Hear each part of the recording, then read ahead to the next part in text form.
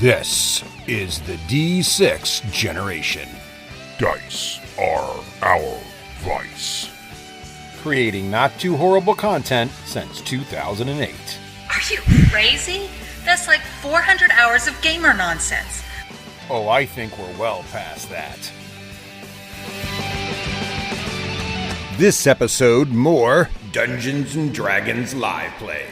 The Sands of Khassan.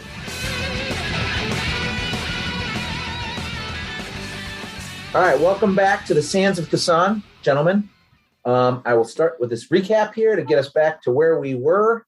It is late morning on the 21st of flock time in the 157th year of Emperor Edict's reign. After finishing off the last snowdrake with little to no trouble, the dragon hunters moved further into Tzem Podris's lair. The ice coating the earthen walls acted as multifaceted mirrors, making it difficult to approach unnoticed and confusing to navigate.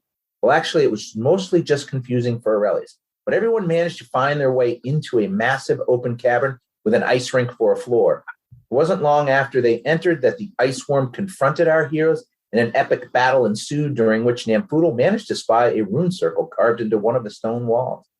Blood now covers much of the once pristine floor as well as most of the combatants. It was a hard-won battle, but in the end, it is the mighty Tzem Podris whose form lays motionless. To our victors go the spoils. How will they retrieve the embedded horde while dealing with the bitter cold that constantly gnaws at them? And what's with a way window in a dragon's lair? It's time to find out. All right, so here we are.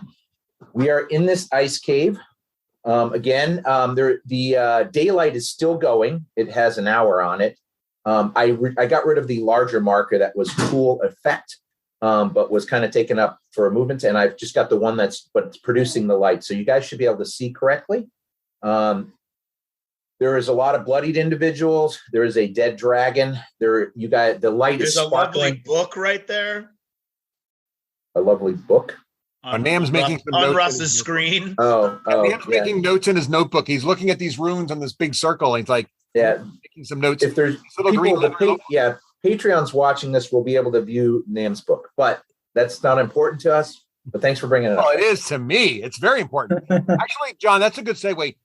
Nam realizes that this portal is important, but he also knows that he's got some serious organ harvesting to do while the time is right, because he knows the reason for being here is to gather the essence of the dragon and other elements so we can.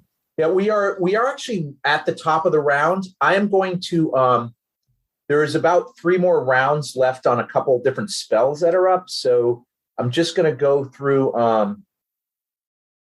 those 3 rounds and then we'll come out of rounds. So Cal, what are you doing? Again, the floor, it's hard to not notice the floor is literally, the ice floor is literally sparkling with coins embedded all over the place because of the daylight was generated by Azrael. And so that's just sparkling off everywhere, making like little star patterns on the walls. The ceiling's a little tough to see. Oh, actually with the daylight, you can see the ceiling too. So it's got the star patterns. It's like a little disco action going on in here. So Cal, what are you planning on doing for the next couple of rounds? So the next 12 or so seconds, roughly. When last I went, I was kind of lost, being misled by the various. That is true. So there is still a potential issue with that. If you wanted to go back into the main cavern, that's pretty obvious. But if you're trying to go south or north, that's where it could be a little confusing. Right now, you think south is north. So I'm going to sniff around and see if I can figure out which way I'm going, and then I was going to go back the direction I was going to go before, where the dragon was, because I don't know. Yeah, sniffing doesn't help so much because you can actually, because you'll think you're going in the direction that you're sniffing. So basically, just roll me, if you're trying to find, if you're trying to either go south or north, roll me a percentile die, and you'll think you're going the right way. If you're trying to go back into the middle of the cavern, you can do that with no problem. So that is a 1. If you were planning on going north, you move that distance south, headed down to the bottom. That's a 1. Yeah, that's a 1. So just move your guy down the direct, because you see it, everything tells you can smell Drell nice, and you think that by going that way, you're going in the direction that you smell him. So just move your guy down there. Drell always smells nice. Yeah, right. You can also smell the dead dragon, so that's part of it too. But So does his smell reflex too? well, that's not the problem. The problem is your brain tells you you're going in the direction that you're smelling him. Because you're looking at the so mirrors. It's not just the reflection, it's the Well, it is the reflection. The reflection tell you, but you think you're going towards him in that you think you're going north right now, which is where the smell is. So it's weird that the way it's set up. So you just gotta have to trust me. But even more lost. So as you get to this point, you're starting to realize that you have two choices, which you shouldn't have. So the problem is you can try to turn around, but it is awful confusing. So give me a second round. We're just going to 2 rounds at a time to get out of rounds here. So give me another percentile roll. So you know you're going the wrong direction. So now you can go back and you can dash in the right direction if you want to. So just do your full movement going, because this is not difficult terrain outside of the log here. So if you want to head towards Drell and the dragon, just move your full 90, I think it is. Okay. And I think that's probably about, just rough guess, I'm going to say that's probably about there. Yeah, that sounds good. All right. So so Nam, give me a couple rounds, 12 seconds worth of stuff you're doing. So as I mentioned, Nam's going to put his book away. He's going to come back to studying this interesting rune circle. But first, he knows that he needs to find the dragon. We need to gut that dragon, get into its stomach, and find the white dragon Bazor in its stomach that I've been told looks kind of like an ice sphere. So, well let me throw up. Not physically throw up. Let me throw it up. That's great. Did he throw it up? Then it makes it a lot easier. No, let me throw up a picture of it, which is kind of funny because you could throw it up. This is what happens with a non-arcane caster tries to go into a dragon's belly. I'm showing this to the players again. So basically, what the image that Indrizzle showed you is like this glowing. It almost looks like a crystal, but it looks like or an ice formation, but it has like this energy around it, and it's about that size of a softball. Maybe a little bit bigger than that, but roughly the size of a softball. So that's what you're looking for, and it's supposed to be found in his stomach like a Bazor. Correct. So yeah, give yourself do 2 rounds worth of movement, Russ, with Nam. So where did I hear the noise coming from as the dragon was slain? Well, the dragon died over here, and there's a cave entrance out this way. I'm going to head that way. You are on difficult terrain, remember, but you can dash, so you can do two rounds of your full movement. 20, 25. So that's me dashing over difficult terrain. Once you get past this ice pool here, it will be non-difficult terrain. So 15, 20, 25. So that's 2 rounds dashing on difficult terrain. All right, Azrael, what are you going to do for 2 rounds? All right. I can get to where Namfoodle is in 55 feet. So I'm going to get to him. I can get here in 60. Does that put me in the place where I need to use the percentile die? Because the one choice is the big room, you don't have to use percentile dice. Awesome. It's easy. The mirrors kind of stop at the edge. The mirrors are tough when you're going around the outside and when you in the cave when you entered from where the snow drakes were, but they're not so bad when you're dealing with a choice between the main cavern and a side part of the cavern. So you're headed off now to the west, up to the northwest corridor, passing the ice pool, and the dragon is where he died over there somewhere. You heard you specifically heard Drell spit on the dead dragon after he slayed bloody him. loogie, if I remember correctly. Aurelius, what are you doing for 2 rounds? So I can make it here in 1 round right here, and I'm going to look at these. I'm going to observe this circle that was noticed and see if there's give me a because you can get over there with regular movement or with a dash with your haste. It's going to be haste and a dash for 1 round, and I have a second round to do. Okay, you can give me a bonus Arcana check for a rough idea, but you'll have to take a full action investigating to get real knowledge. But you can get a decent idea. What languages do you speak, by the by? I don't speak the language you want me to speak, which is. Oh, I also need a perception check from you. So Elvish, Sylvan, and Common. Okay, give me a perception check to see if you can even find the runes. All right, you can see them because the situation is this is all like cracked rock surface, and you can actually see the there's a ledge up here 30 feet up Mhm. that looks like it levels off. So there looks like there's a ledge that goes all the way along from like here along this thing. And so there looks like there's a shelf up there. So that with your perception, you can figure that part out pretty well too. And this is on the face of the wall that goes up to the shelf, to the ledge. And it's not obvious runes that are there, but they're actually cracks in the surface. But with that perception, you can figure out those cracks actually form runes. You don't know that language. And with 11 Arcana, you agree it's some sort of way thing, only because Nam mentioned it.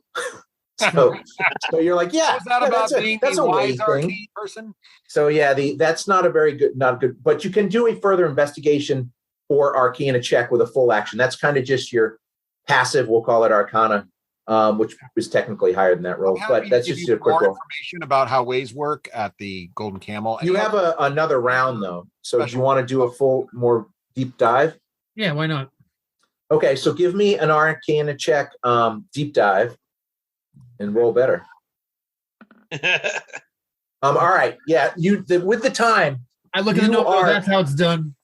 You're 100% sure that Nam was correct, and this is and you you agree. Did you?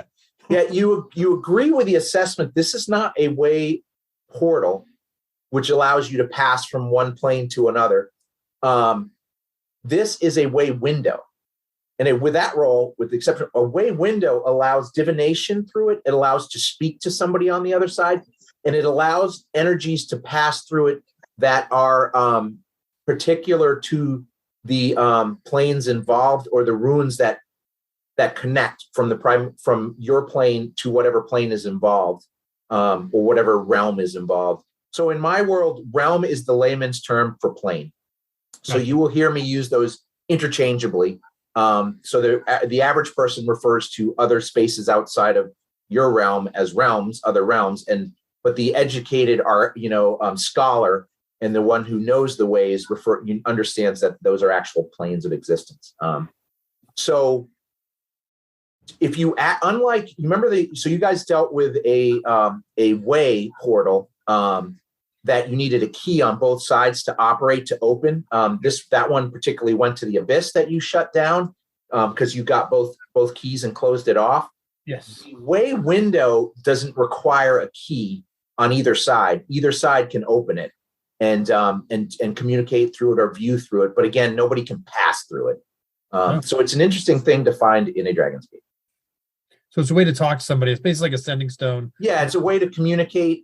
You could also, you could open it in divine, you could open it and into the plane that it's connected to and look for somebody too by using divination spells, like scrying through it, or sending some sort of divination, like an arcane eye would pass through it. So those kinds of things can be used through it. And so that's what you learn with that. So we're down to Drell at the end of the round. Drell, what are you going to do for a couple rounds? Drell is going to limp painfully in this direction here. So 1, 2, 3, 4, 5, 6, 7, 8. Oh, look, more bloody friends. And, everybody's bloodied except for Aurelius. I've got it turns out that Aurelius's indecision to split up with the party just by accident worked out well for him. So I got you, Drell. I got you. All right, so you guys, Nam and Az, you hear him first, especially Az, because he's got insane celestial passive perception. You guys hear, and Nam, you hear him too, because he's not being that quiet. He's probably he wouldn't do that because he wouldn't drag his axe, but he's dragging his body. He's got one hand kind of leaning against the wall, leaving bloody handprints as he comes around on the mirror. He's covered in blood. Most of it is, actually, it's probably about half and half, just because dragons. I would say most of it is mine, to be honest. A lot of it, yeah. You engaged the dragon, mostly covered in your own blood, but you did open up a giant head wound that spilled all over you from the dragon. Yeah. So that's a lot of blood. So you are just covered in blood, and you come walking around the corner. What are you going to do with your second part of the round, or is that 2 for you already? No, that was just 1. I dashed. That was me dashing. I'm gonna go over here and see what these guys are doing. They seem to be headed. They seem to be headed towards you in your direction. They're actually on the Well, in move. that case, I'm just gonna rest up against this brick, this mirrored wall, and I'm thinking as I smear myself along the mirrored wall that it might be easier to navigate if we just smear my blood along all of the mirrors so that they're more obscured. Well, the other side of it, you do get a very good view of how badly beaten up as you lean against this mirror and see your reflection in 1,000 other mirrors. Yes, and yet I am still a paragon of manhood. All right, so we're going to come out of rounds. There's basically 6 seconds left on your dance, Aurelius, and 6 seconds left on your haste. So we'll come out of rounds. I'm going to close down this counter for now. I'll go. Actually, let me open that back up just to have a list. We'll go through, and you guys can tell me what you're doing in larger time frames. So, Cal, what's your intent? Or you guys can have a discussion. I don't know what your plans are, but what's your intent for the next, 10, 15 minutes? What are your objectives for, To catch up with the group, but also to kind of explore around as I go. Okay. So you're going to explore this place. So if you want, I'm finding out what the others are doing, you can actually move your miniature around and explore the rest of this cavern if you want. You can also, you're flying, so feel free to go anywhere that your miniature is allowed to go. And while I discuss with these guys, so you can see the whole cavern, and you'll be doing that for the next few, several minutes. Nam, you can go ahead. I assume you want to get to Nam and Az. If you dragon, both, and I'm going to start harvesting for this. Nam, and Az, is your intent? harvesting? I'm sorry. Go ahead, Dev. What? I'm pretty solid. I'm pretty decent at survival. I don't know what your skill is. I can assist you. I'm gonna help. I want to get scales. Survival is mediocre. I'm pretty wise. That's something I do. I'll assist. I'll be like your assistant. Alrighty. As I pass by Drell, I will lay my hand on his side and say, "You fought in her glory today, brother," and I will give you 8 hit points back. Give me what? Lay on hands. 8 hit points. Woo! Double digits. Just in case it gets too cold. So I'll go. So go ahead and move, Az and Nam. Go ahead and move yourselves around the corner there. You'll see the dragon. So you'll be working on the dragon. Actually, this is your second dragon kill, which by definition makes you dragon slayers. Yes. And a binder. This dragon is actually. Slayer, go ahead, Russ. Dragon binder and dragon slayer. I've bound 2 dragons, and I've been involved in slaying 2 dragons. That did happen, and this is actually Az's second dragon that he is going to see if he can gain, getting scales off of or any other items. I was gonna say, would I be able to incorporate it into my current set of armor? I know I can't get obviously double but immunity. you could create a second item, perhaps. I was gonna say that, or I could get a white set, which is more common because ice is way more common and than acid. Yes, true. Yes. So the previous armor that Az is wearing and they killed the dark one, who was a black dragon, and he has a set of black dragon half plate. All right. So you two are working on that. Aurelius, what are you going to be doing for the next handful of minutes? Now, remember, you have probably once you engage the snowdrakes and then the dragon, literally, it was only a couple of minutes, believe it or not, actually probably closer to 2.5 minutes. But you still have a decent amount of time on your resist energies. So you still have, close to an hour. So it's going to take you a while to harvest this dragon, depending on how much you want. So you have to decide how much. Oh, you want the Bazor, which that will take a while to get to because you're going to have to open up some scales. So that's going to take. We're digging for Bazor, baby. And it will also depend on your rolls. So I'm sorry, Aurelius, what are you going to do? I do remind him there are 2 orifices to get through the dragon if you need to get in. One you can explore one of them for the priest. I asked Cal to go up and explore this shelf area and see what he can see.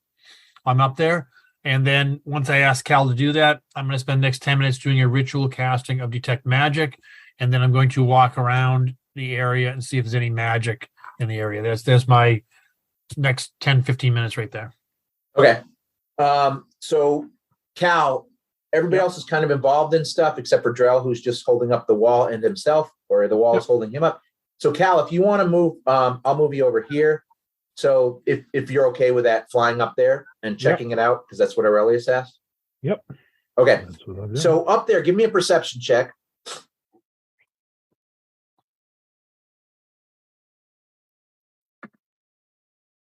Very good. So there's some rocks that are covered by snow where it looks like Tazem clumsily tried to hide some items. There's a few coins up here, so you can pick those up while you're at it. Most of the coins seem to be embedded in the ice, but there is a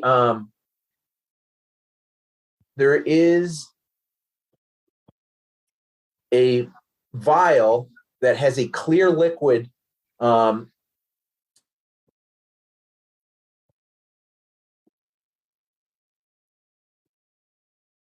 Oh, hello? Okay, so there's a clear liquid that floats. I was just pausing to read this. I apologize. So at the top of the vial is a clear like bubble floating in a cloudy liquid with white impurities, just like drifting through it. But the top of it is like clear, almost like they're separated. And then the other thing up there is a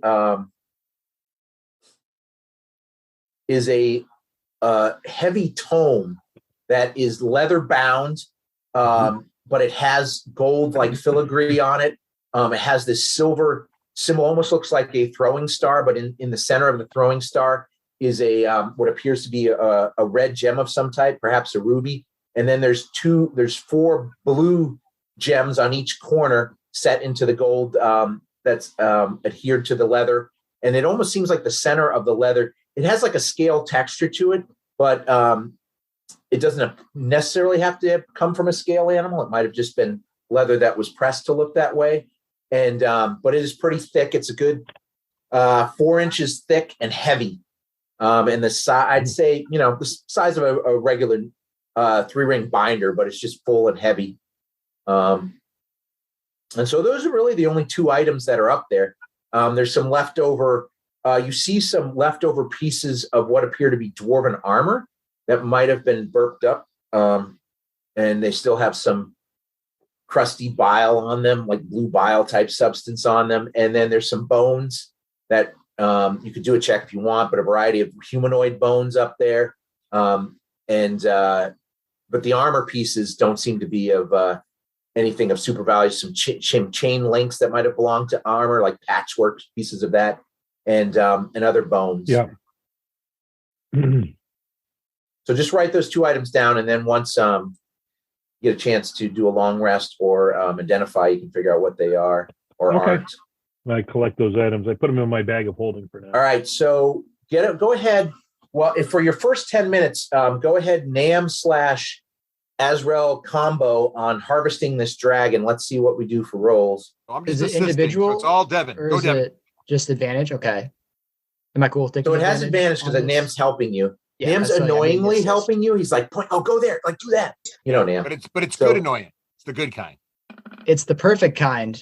It's the Wow, perfect kind. Yeah, it was the Yeah, perfect it is. kind. That's how gnomes help. So you can pretty much get whatever you want out of this and can fit into one of your bags of holding or carry. Sweet. The first thing though, so you have to remove some scales. You watch Nam as Azrael, looks like he's done this once at least before, expertly finds this section in the as the beast kind of flopped over with his head to his side and his claws splayed out. And so he goes up to its chest and works his way down. You guys struggle a little bit to move one of the legs out of the way, but you find a good place where his belly might be, or between his back leg. And Azrael goes in there using a sharp instrument, which I'm sure he can either get from you, or he has a dagger at least, or a hunting knife if he's a survivalist. So he works past the scales and gets into its stomach. And assuming he doesn't have a problem with it, you can stop me if you do, but he just reaches into this gory area, comes out just covered in, there's a little bit of bite, but you have a really good dragon armor and it's acid protection. So the acid in this dragon's stomach is not affecting you whatsoever, your gauntlets. And he comes out with the ice spirit or the Bazor, and it's like his fist is just barely holding on. It's a little bit bigger than a softball, and it has this glowing energy around it, crackling around it. Not lightning energy, but some sort of cold, like shifting and going around it. So he has that, and you can then harvest anything you want. Russ has a really good chart that I referenced to, but a lot of the items on a dragon spoil, but you are going back today. So you can just tell me what you want to spend time on.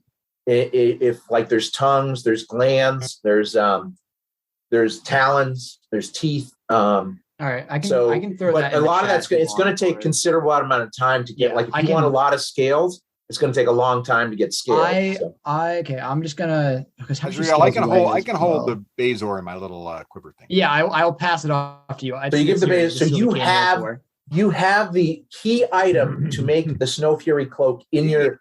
Nam has to use both hands to hold it because he's small. My little quiver. So you can put that in wherever you'd like. I'll help you with any additional harvesting you need because you were kind enough to get this for me. So if you need any assistance, I'll be happy to continue. Yeah, my goal is to harvest enough scales. I don't know about weight, and I know the bag of holding has a weight restriction. Yeah, well, it can only hold 500 pounds. Do you have a bag of holding yourself? I do not, and I don't know what everybody else's bag of holding is looking like. Yeah. So.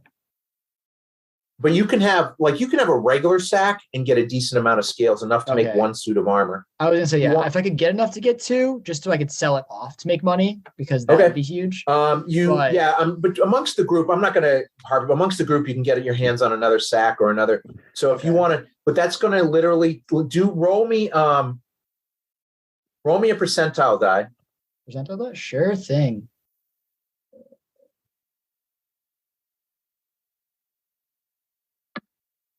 So it's going to take you to get one suit of armor's worth of stuff without breaking. I'm adding 30 minutes to that. So it's going to take you just over an hour to get one suit's worth of scale. And so if you want to roll a second percentile, you can know how much it's going to take to get the second set.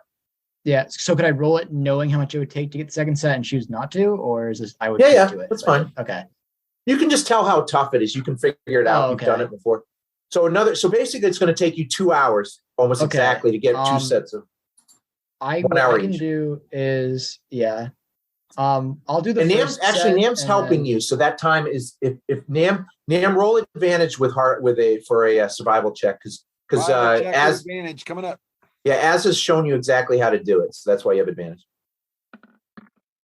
I got you, boo. All right. So so you can cut that. So in an hour, the two of you can get enough armor to make a medium-sized, two medium-sized suits, or like a shield. Or one small suit. Yes, you can make a small suit too, but if you want. So you have enough. You have enough for two suits.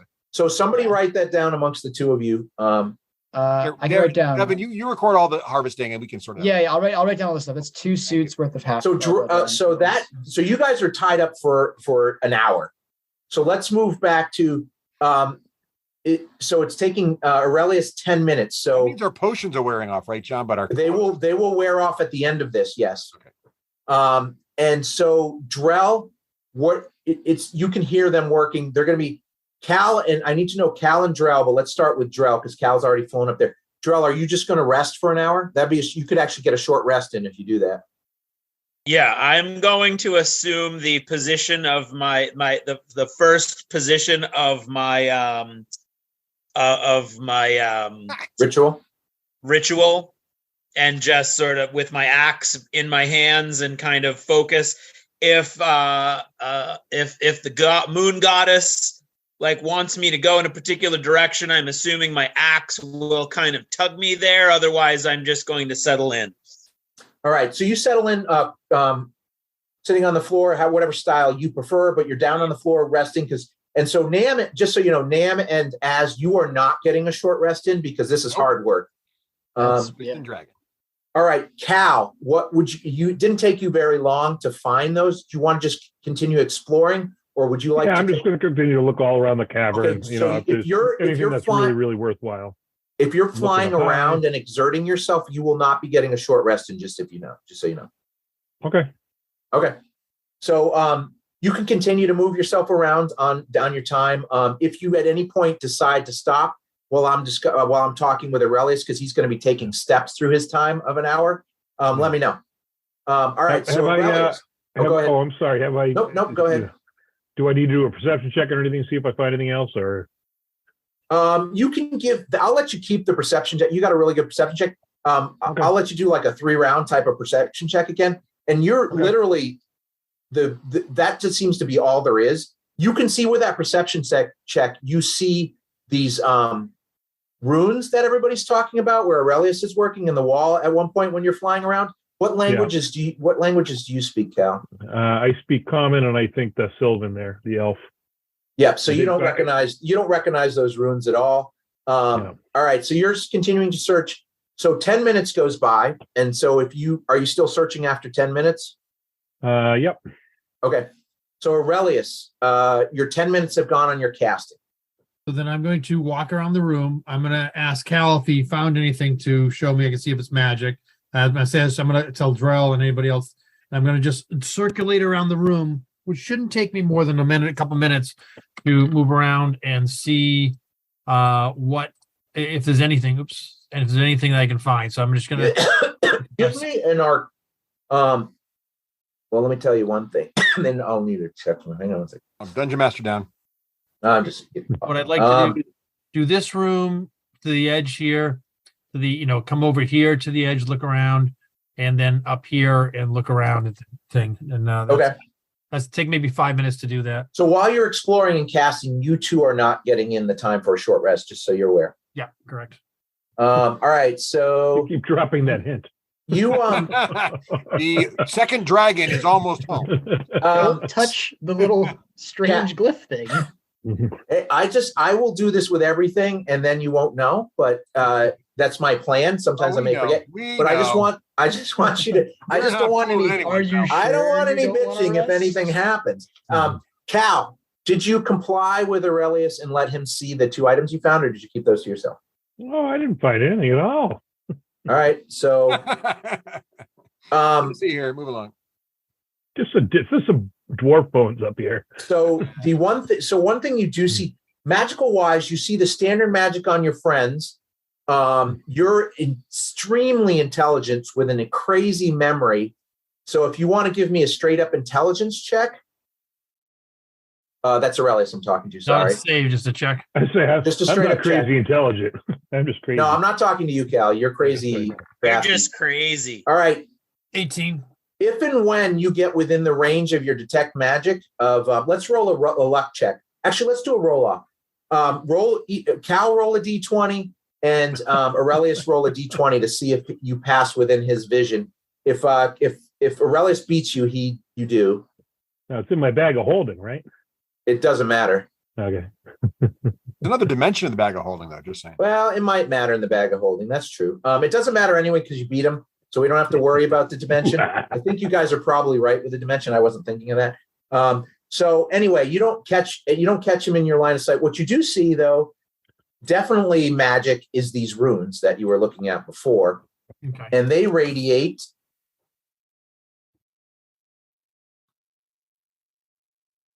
Believe conjuration. Yes, conjurate. Very, very strong conjuration. And some divination too, as well. So conjuration and divination. Actually, the divination is slightly stronger. So, and all the other magic that you see, Aurelius, is the normal magic, because when you go over by, obviously, Drell is just meditating, and both Niamfoodle, at some point you probably pass Niamfoodle, and Azrael hard at work plucking out these scales. You do see some new magic I forgot about on Niamfoodle. Do you have you have a dimensional thing it's too, in my right? quiver, Niam? which is also a different dimension. Yeah, never mind. You don't see that either. No magic for you. Suck it, Mage. You don't know nothing. All right. So what are you going to do? That's what you do roughly for about 20 minutes, let's say, because you're moving around the cavern. So what are you going to do after you pretty much see nothing for 20 minutes? Then we're going to do comprehend languages and read the runes on the circle. Perfect. So is that going to be another 10 minutes to comprehend language, or do you have that? 10 minutes to cast, and it's non-constant. Right. And just so you know, you had a little period where you had to take a break, but right before you casted because your haste ran out, and but that was very short. It's 6 seconds. Yeah, that's right. Yeah. Right. So Let me remove these things are no longer active. So I'm going to move these off my chart. You're just going to keep track of what you guys are doing. So you can then cast that. These runes they're primordial runes. Okay. And with the arcana that you rolled before in studying them, now knowing the language, this and I'm going to pop up a handout that some of you have, and if you don't see it, it's because you just don't know this stuff. You're not that bright. But the people that will see this when I pop up this handout, and I will explain it just so anybody listening will catch it. But this is planar knowledge.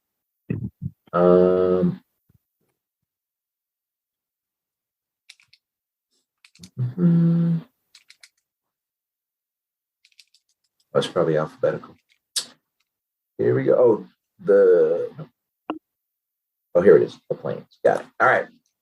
So this, I'm going to pop up a thing about the inner planes. So what you're looking at, let me just show player, is it's got some notes on here, but you don't have to read all that right now. This is actually a really in-depth layout or map of the inner planes. And so when you think the primordial plane, think of it like a ball. And if you think of the Shadowfell and the Feywild, they're like two scooped out hemispheres that meet at the edges that go around the material plane. The astral and ethereal plane are travel planes that get you from one plane to the other. They're kind of in between the planes. And then all around, to complete the inner planes, all around the Shadowfell and Feywild hemispheres are the elemental planes. Everybody knows the four basic elemental planes, but there's more to the elemental planes. There are actually these border planes that are a mixture of the two planes that they border. And the reason I'm bringing this all up is because with that roll and now being able to read it, you're 100% sure that this window connects to the frost spell, which is a plane of it's actually down here, so I'll read it to you all. I think the description is down on here, I think. Just don't know where it is. Plane of ice, top left. Winterfell? No, Frostfell. It's called Frostfell. Plane of ice. Wrong fantasy world, Greg. Here it is. The Frostfell, also called the Plane of Ice, forms the border between the planes of air and water and is a seemingly endless glacier swept by constant raging blizzards. Frozen caverns, you remember all this from something you read when you were studying in your tower at Saucel, the Temple of Saucel. Frozen caverns twist through the plane of ice. It's a home to yetis, I'm going to get this wrong, remorazes. Those are those big caterpillar things. Remores. White dragons and other creatures of cold. The inhabitants of this plane are engaged in a never-ending battle to prove their strength and ensure their survival. Give me a set of that armor, please. What's that? Give me a set of that armor, please. Oh, yeah. So that's what you know about. You can look at that anytime. There's another, I guess that's it. There's, if you look at there's another plane. This one too shows you that there's actually a couple extra inner planes behind the most elemental planes. There's like the plane of ash, radiance, mineral, dust, salt, steam, vacuum, and lightning. So there's like these other little additional planes. So I'm not going to bore you all with all that stuff. You can study it on your own time, but that's what you glean from that sucker. So this is a communicating window, basically, from what you know, to the frost spell. Oh, that tells you. And that takes you probably another 10 or 15 minutes just going over each rune, trying to figure out. The runes themselves are more like they're like magical runes. They don't actually communicate a specific thing as they do, but connected. It's kind of like, think of it as runes like you would use in a teleportation circle. So they need to match the runes on the other side in order for the window to function. Would I know how to activate this to use it, or would it require me to cast like a scrying? Or it does not require a spell. It requires a really good Arcana check, which I believe you got. I got a 25. Yeah, you actually, now that you can read it, you're fairly certain if you wanted to open this window, you could. Okay. Excellent. Don't do it. And we could walk through. No. No, Creatures it's a cannot window. pass. It's a window Do I that need to cannot give be. you a So, wave I was lecture? just seeing what kind of window it was. It's a wave. oh, yeah, it's not a window you can open, just right? seeing It's not a window you can open. It's a paint. It's a solid glass window. Think of that is unbreakable. So you do know though that you do know one of the things you know by getting such an Arcana check is if you mess up the runes on this side, it would affect the effectiveness of the connection between the other side of the window. So if you destroyed runes, which aren't easy to destroy but are possible, that it would actually affect the window so that the other side of it wouldn't function. So if if the person on the other side destroyed runes or you destroyed runes, it weakens the window. If you destroy all the runes on one side or some combination on both sides, it may make it completely ineffective. Okay. So that takes you a while to figure out. I'm going to inform. Let's see who's near me. No one. All right, I inform no one then because. Well, you're talking to yourself. You're writing stuff down. You're taking etchings to match against other stuff. So this takes you a significant amount of time. I'll take the rest of the hour doing that. Yeah, so it's pretty much going to be your hour. So all that's left, really, Cal. Are you just going to kind of hang out when you get? If I don't find anything else out, if I don't find anything else interesting, I'm just going to rest. All right, we're going to say. So perch an on top of that hour, little pillar and meditate. yeah, we're going to say an hour starts to come to an end. And so where we are at that, you're plucking. You guys are getting. So when I say you guys, I mean I'm sorry, Nam and Az. You are finishing up, getting like your last couple of scales. You're kind of at the point where like, well, I could fit this scale. This scale kind of looks cooler. I'll take this one. You kind of got the load of scales you want. It's like You may be thinking about other things to do with it. You're starting to feel though the bitter cold as your resistance fading. This is happening for all you. Resistance is starting to fade. We need a fire now. And you can feel the bitter cold. So you're not being affected by what's called extreme cold, which really causes level of exhaustion and just kind of can kill you. But you are feeling a numbness at the tips of your fingers and boots you weren't feeling before, and it will affect. So mechanically, you would have disadvantage on any strength or dexterity checks because you're kind of shivering. Drell, you can actually do a short rest. So as you know, what that means is you can use any amount of hit dice you want to heal. Just remember, you don't get the hit dice. You only get half your hit dice back when you take a long rest. Yeah. And you get any abilities you get back at a short rest. So if you click your short rest button on your character sheet, that should reset your abilities if they're set up right. And then, but you will have to manually roll the dice. And again, you can roll a la carte.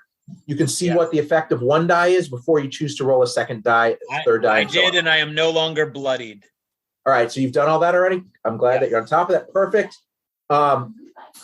Cal, you were about 40 minutes to 45 minutes into a short rest, but you haven't quite finished one, and you're just finishing. You're like sitting in front of this window, Aurelius.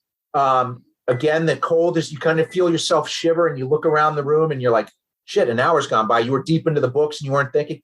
And just as that happens, and you look up, the runes on the window start to light and go in like a circle, and they're like a light blue. Now everybody can see them that can see and it's still, the other thing that happens, daylight is an hour, correct? It is an hour. The daylight is going to go away. So we'll move this sucker here. Would you so just for cinematic reasons, and because I think it's cool, the light snaps off, boom, and the glow, and everybody that can. So Drell, you're in the dark. Oh no, you have your dark vision goggles. I've got my nobody's in the dark. on. But the only thing you can see beyond your dark vision is let's see if I can do this. Ooh, that's dark. More dark vision. You can see double dark vision. Double dork vision, more like it. Hey now. Wow. A little too close. Really, now would be a good time to build your tower. All right, I'm just setting up a cool glow on these things. Yeah, he's not bringing it up on the rune thing, just for aesthetics reasons. So hopefully you guys can see that. There should be a little bluish glow around that. Did I set it up as blue? Mm-hmm. I can't, but I'm around the corner with the dragon. Yeah. Can you see it? Oh, wait, I know I can't see it. Hang on. Here you go. I can't see it because not in the line of sight. I'm heading back to the way. Well, it's on the, let's see here. It may be because your vision's too good. Oh, yeah, I can see it now. There's a little bluish glow around you. All right. So let's see if Cal can see it. Yeah, Cal can see the light too. All right. Yeah. So there's a little blue glow coming off this. The circles start lighting up. Nam, you could probably see the bluish glow from there now that you're coming around the corner. As you can move yourself too, unless you're going to harvest the second round. But basically, Nam took off on you with his bag. Wait, if you're continuing to, I thought we were done. If you want to harvest, I'll stay with you. No, I can do this. Is gonna be like teeth and stuff. It is getting cold. No one wants to worry about that. And you guys are using your strength and dex, even though I'm not making you do checks for it, to do this. So it would be significantly hard. It would take you longer, basically. It would take longer. In that case, I give up because that's going to be a waste of time. Unless you get a resistance on there. So are you going to follow Nam around there? Yeah, I'm just going to go my 6. Get around the corner. Okay. All right. So this thing starts to spin in front of you as it starts to form into a landscape of a glacier, mountains, huge mountains. You turned it on. And as it opens up, Aurelius, it's like it was already bitterly cold in here. It's like somebody opened up a negative 300-degree door right in front of you, and the cold, which makes sense with everything you're learning about this, that certain energies can pass through if they're from the plane it's attached to. The cold passes through here, no problem. And you're like hit in the face with this super cold wind. It doesn't do any damage or anything. But what is, as you look out to this, there's daylight out there. There's some sort of light source like daylight, but there's snow blurring around. But even with all the snow, about 100 to 150 feet away from you is the biggest dragon you have ever seen, just hovering in there looking at it. And you think that's the creature that activated it. This thing is, yes, folks, I'm bringing back Colossal, which is not in 5e. This is a colossal dragon. Miniature-wise, it looks like this, size-wise. It's not red, however. Is he fat? It is massive. Yeah, it is massive. It looks like, I'm going to throw up a picture and I'll try to give some description for those of you just listening. But Still haven't seen the movie yet. So this window, just for clear, it is a closed window. it's a window. But as I just said, certain energies can pass through it. Did you Very not low, see the very low fear? R factor. Did you not see the fear in the other dragon's eyes when you looked through this window? Were you not paying attention? Come on. So hang on a second. I got to find my way here. All right, here we go. I forget you when you pop out windows, you cannot share them with the people. So that's an annoying. Roll 20 if you're listening. Fix that. All right. So I'm going to show this to everybody. Just don't have to show it again. But this is a massive dragon. Like I said, it's colossal. Oh, he's a handsome boy. It's the biggest thing you've ever seen. And the reason the name's up there is because she immediately speaks. Her horns are like glowing from within. Her wings are glowing. She's covered in these white, brilliant white scales. She has wisps of long, like almost looks like hair as it's flowing in the wind, and almost like a kind of like the same type of a Chinese dragon type thing coming off of her snout. But she's obviously, when her voice booms, she's obviously female. Her eyes are brilliant blue and glowing as she hovers in the air, just beating back. And I mean, there's no way any creature should be allowed to fly in the blizzard you're looking at and stand out like she does. But she looks like she was born in the Belfrost. And her voice comes booming across. She says, "Who are you that would enter the lair of my offspring? Who are you to be there that would slay my offspring?" And she's back. She goes, "I am Frembor Exuma, the eternal winter, mother to the white worms. Speak now while you still have breath." And as she says all that, the room, and you guys hear the voice booming through there, there is a dread that just fills the room all the way through everybody that's there. I'm going to need wisdom saves from everybody. Fear. Advantage. We work for the Sultan. We're friends with the Sultan. Aurelius is still with a 23 wisdom save, is on a roll of a lifetime with saves. Nat 20 from the Foodle.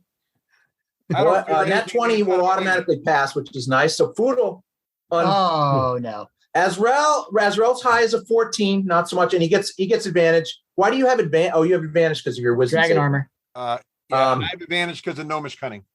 Unfortunately, Drell got a 13, not so good, and I don't like Cal got an dragons. 18. 18 seems like it should be a thing, but apparently not with the mother of all white dragons. And her voice booming through there. You can actually see her from where you are, Drell, in that window, and you too are rocked to your core. So Aurelius passes, which is kind of funny because he's standing right there. You can almost feel her, even 100 feet away. You can just feel her.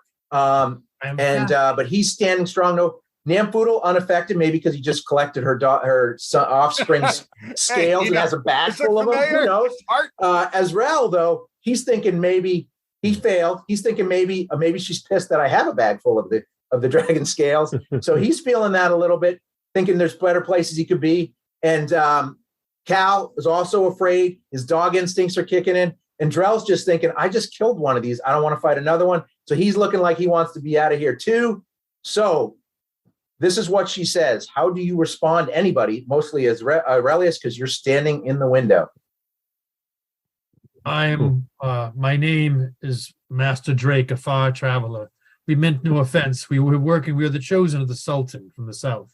Mhm. We have come here to, unfortunately, we have slain your offspring. And we meant no offense to her, but she attacked first. We were only defending ourselves. I speak the truth, and you can understand that. Because nothing I say is false. Right? She says, interesting that you would declare you're defending yourself when you would come into the home of my offspring. This Sultan I have not heard of. This means nothing. You are mice to me. Pittance, He lives in Khassan. cockroaches, bugs, and you will pay for the insolence that you have brought upon my offspring. You will know, if you survive my breath, never to touch one of mine again. And she arches back. I give you one gift before you kill me. She starts inhaling. Close it. Close now, the window. before you start spending your time Close the speaking, window. Aurelius, you know that you can reduce what comes through that window by destroying. You cannot close it by doing what you opened it, because she opened it on the other side. Either side can open it. You literally have to destroy runes to reduce what comes through there. Okay, so if I destroy the runes, I can close it. For each rune, mechanically, for each rune you destroy, you will weaken the breath that is about to reek out of there. Oh, Lord. All right. And so the question is, So we're going to roll initiative. I will give you, because of all the knowledge and what you're dealing with, Aurelius, I will give you a chance, if you so choose, to yell out or to your compatriots what you know about this ring and what you think they should do. But that you have the time to do it, you don't have to do it. So I'm going to reset this while you decide what you're going to do. And effectively, you have an entire round before she's just taking in. So everybody has a round to act before, and it may take her longer as she draws it in. We'll check, but it looks like you basically at least have 6 seconds. So everybody click when you're ready, click on your mini, the turn counter is up, your token, and go ahead and roll your initiatives, and we will set you up. Can I say something before my turn or say something when it's my turn? So you can speak before your turn. But remember, if you want to talk to her, you may lose the chance, depending on how many words come out of your mouth, you may lose the chance to warn your compatriots. So speak wisely.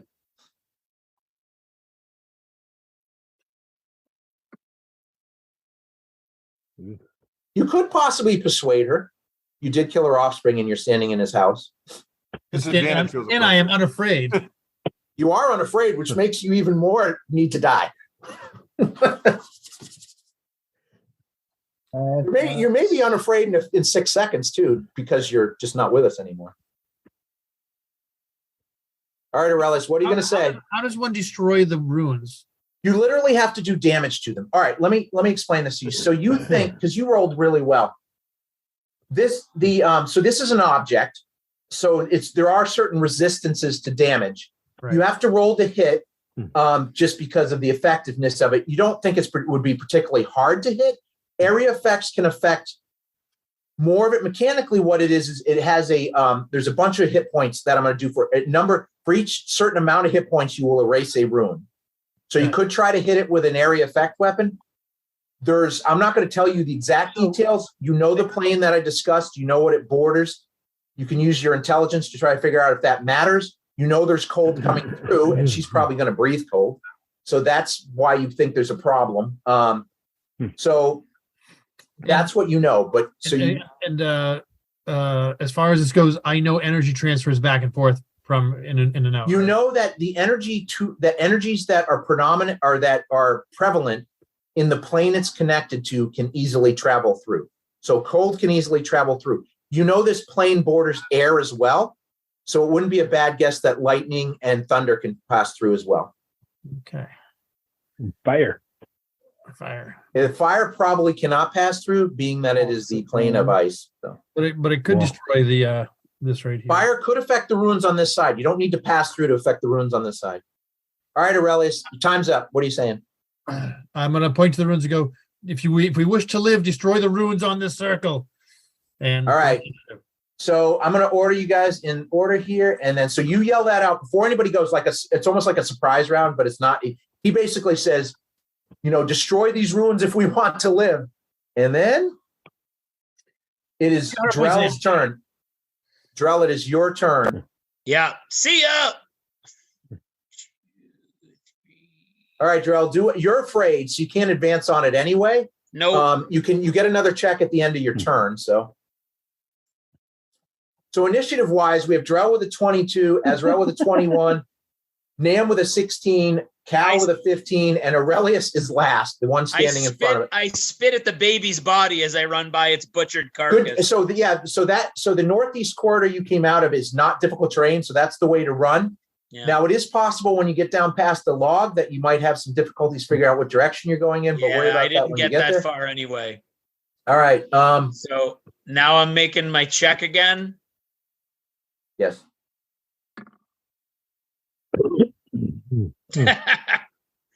I get a 6. I am still terrified. You are still terrified of this dragon, and probably rightly so. All right. I hate dragons. All right, Azrael, you unfortunately can't advance, but you do know what he said, so I don't know what you have for range stuff that you could attack. Fireball, level 4.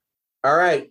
Here's the fireball is going to hit Aurelius. Question. How high is it? Is it like a oh, no, you could put it in such a way. I'm sorry, you could put it in such a way. You're right. You could put it in such a way so it just. Here's what I'm going to do. Make an Arcana check for me. No. DC 15 to see if you can place it so it maximizes on the ring and doesn't hit Aurelius. And if you do hit Aurelius, he will take quarter/half damage instead of full/half. I'm using inspiration. Okay. Advantage. Straight up roll. Oh crap! And I can't even use bless. John is really upset he didn't bloody me. He's like, I'm getting this guy.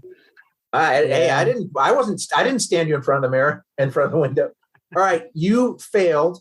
So give me I need a dex save out of you, Aurelius, against Azrael's DC. What's your DC? So Azrael ended up with an 8 DC for his 15.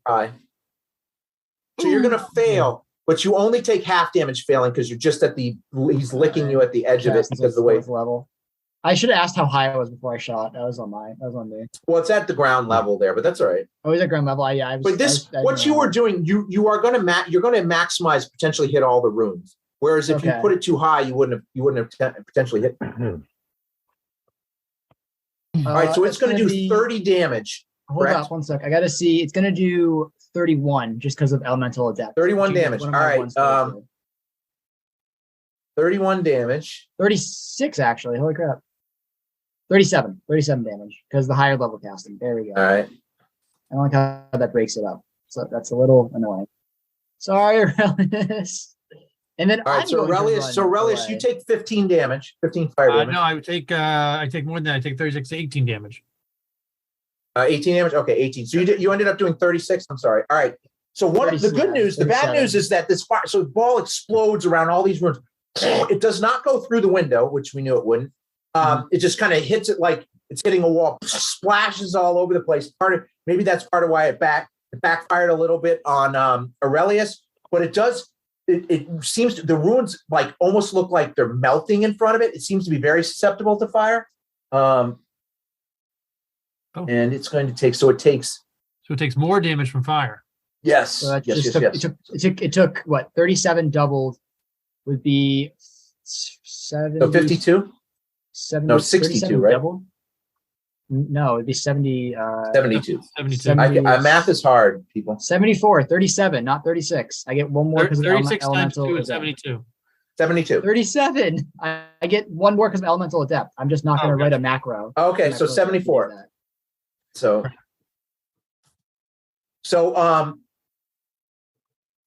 there 3 runes pop on it.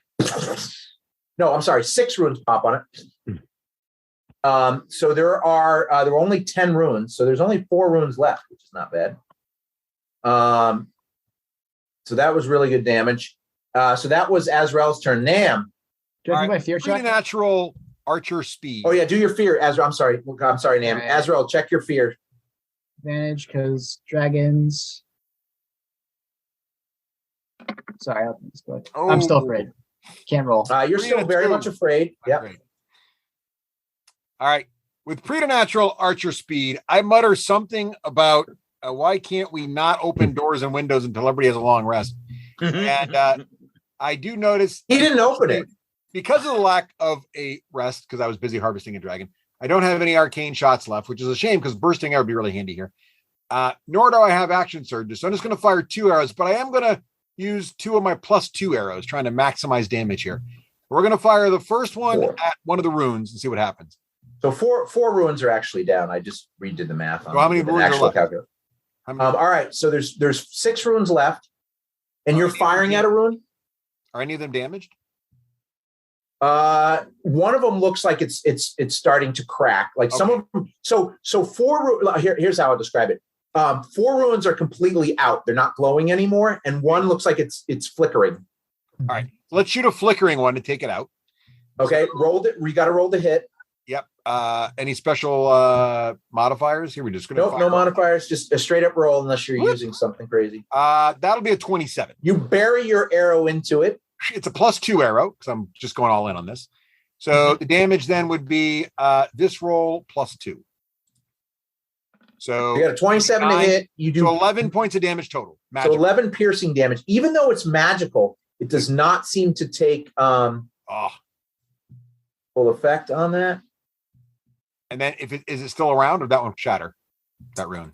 That one actually, you got rid of the one ruin, so it actually is down to so it had 6 ruins, so it's down to 5 ruins. Oops. And is there So any 5 ruins? Are there any other runes that are damaged, or are the rest of them healthy? No, the rest are healthy. So we have 5. All right. Then with my second shot, I will shoot a healthy rune again with a +2 arrow. Here we go. That one is an 18. Does that hit a healthy rune? I'm getting my my roll 20 is on a lag for some reason. I got 18. So a 18 will hit a healthy rune. All right. And then rolling damage again. This is +2 because it's +2 arrows. That'll be 14 points of damage to the healthy rune. All right. That last rune is barely existing, but it is still functioning. And I'm checking for both arrow recovery. They're wait.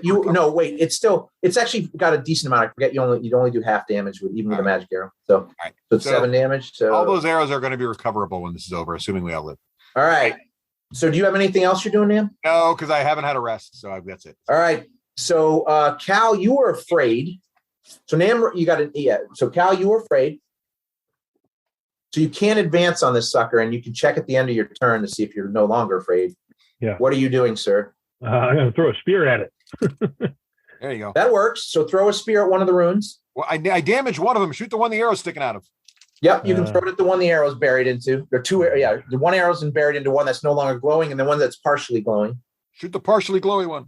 How do I have spear one-handed, spear two-handed? How do you do it throwing? Well, you don't. You just one-handed. Just do the one-handed because you can't throw it two-handed. And you will be at long range because you have disadvantage because I think you're outside of 30 or no. No, you're not. You're not. I just nope. Never mind. I was thinking of 20 with a dagger. You should have. Well, yeah. Actually, you are outside of 30. Good thing you measured. All right. So roll with disadvantage. Nope. You're actually afraid of what's behind it too, so that might affect you, but not really. All right. So that's going to hit with a 20 on your bad roll, and you are going to do 9 piercing damage. You notice it does not take full piercing damage.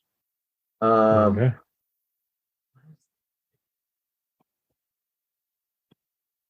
Down the spear. Oop. 2. I'll throw a second spear, and then I will run away. Yeah, go ahead and throw the second spear. So that was minus 7. All right, the second spear with disadvantage. So that's your first roll was an 18. What's your second roll? Oh, sorry.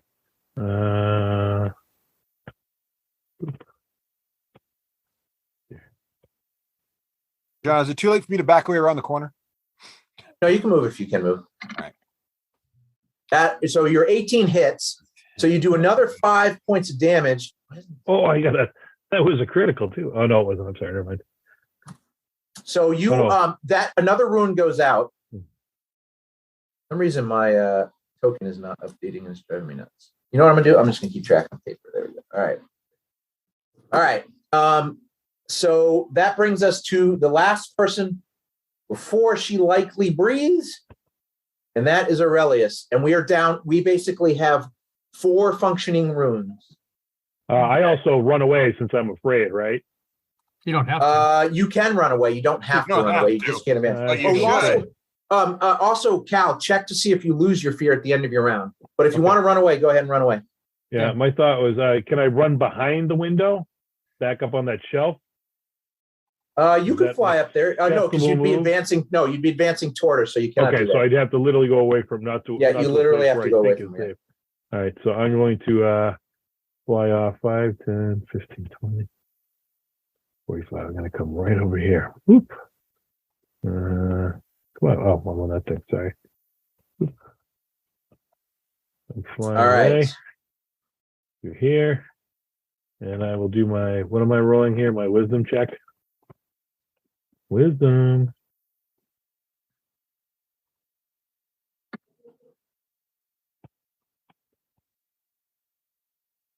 $19 to get me?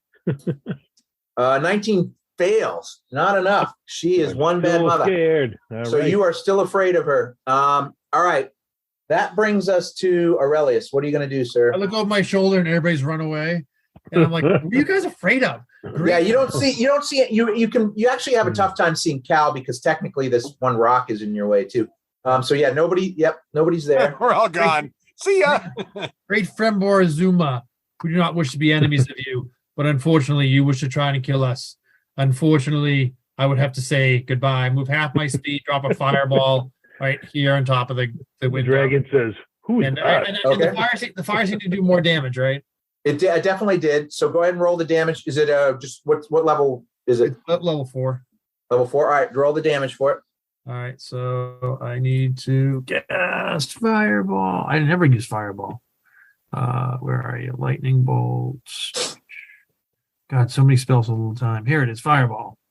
Ooh, and we're doing level 4. Let's see what happens. And that will do 31 points. 32. 32. I roll 32 points of damage. Double to be 64.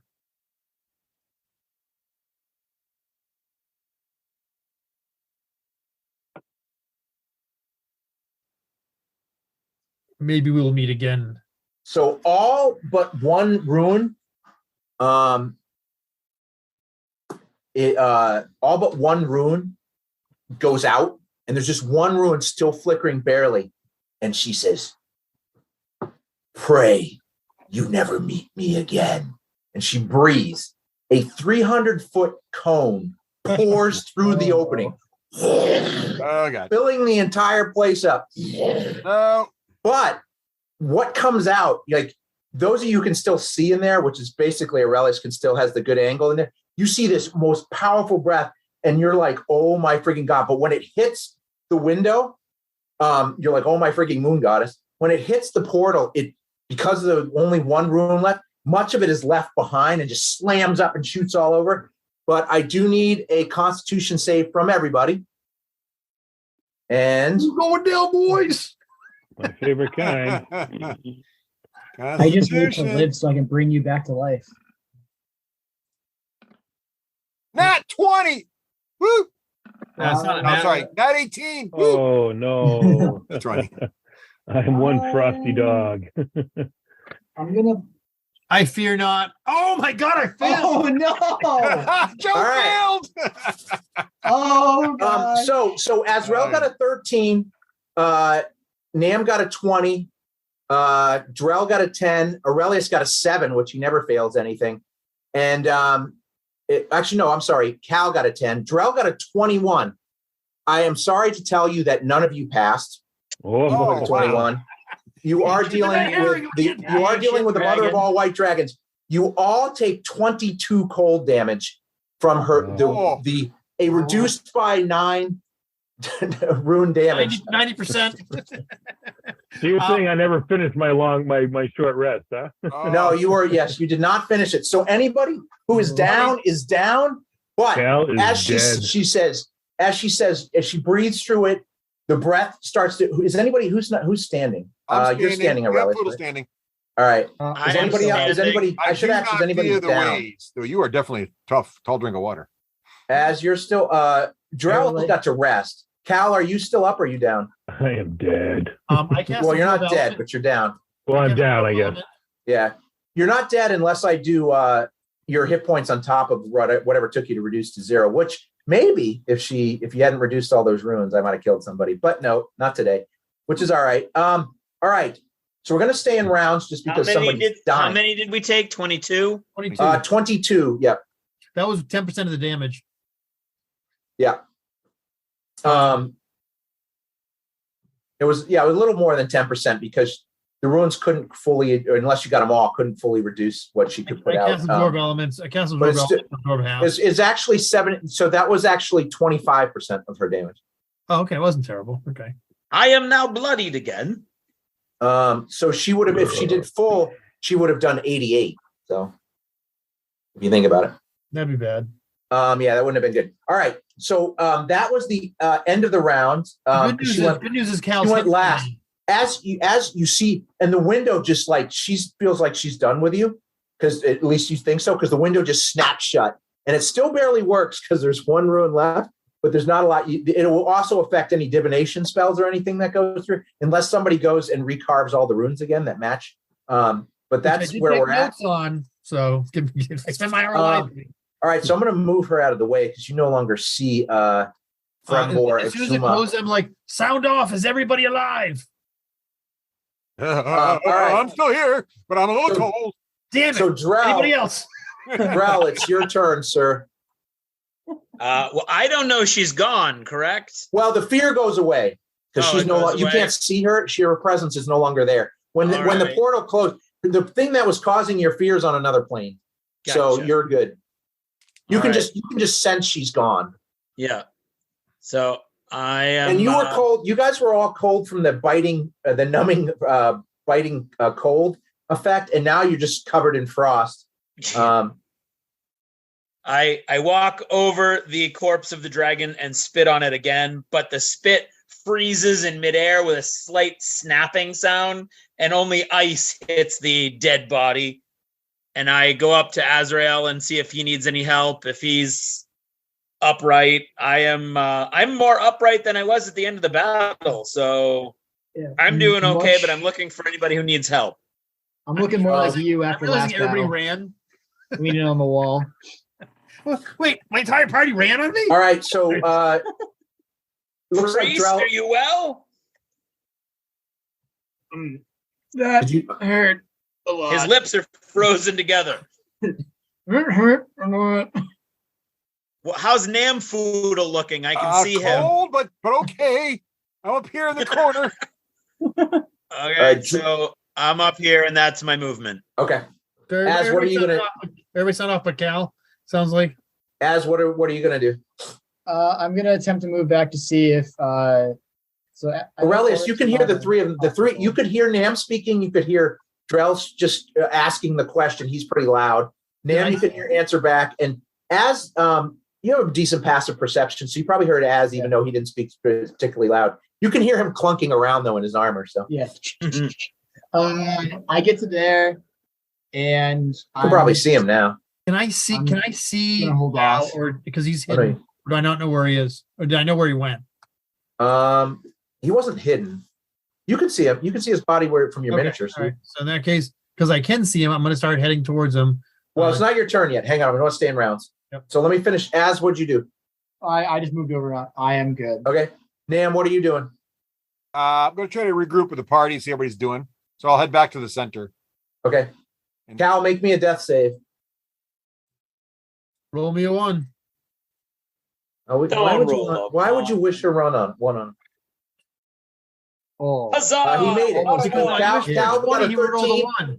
Cal got a 13 and made his first death save. All right, Aurelius, now it's your turn. All right, so I'm going to move.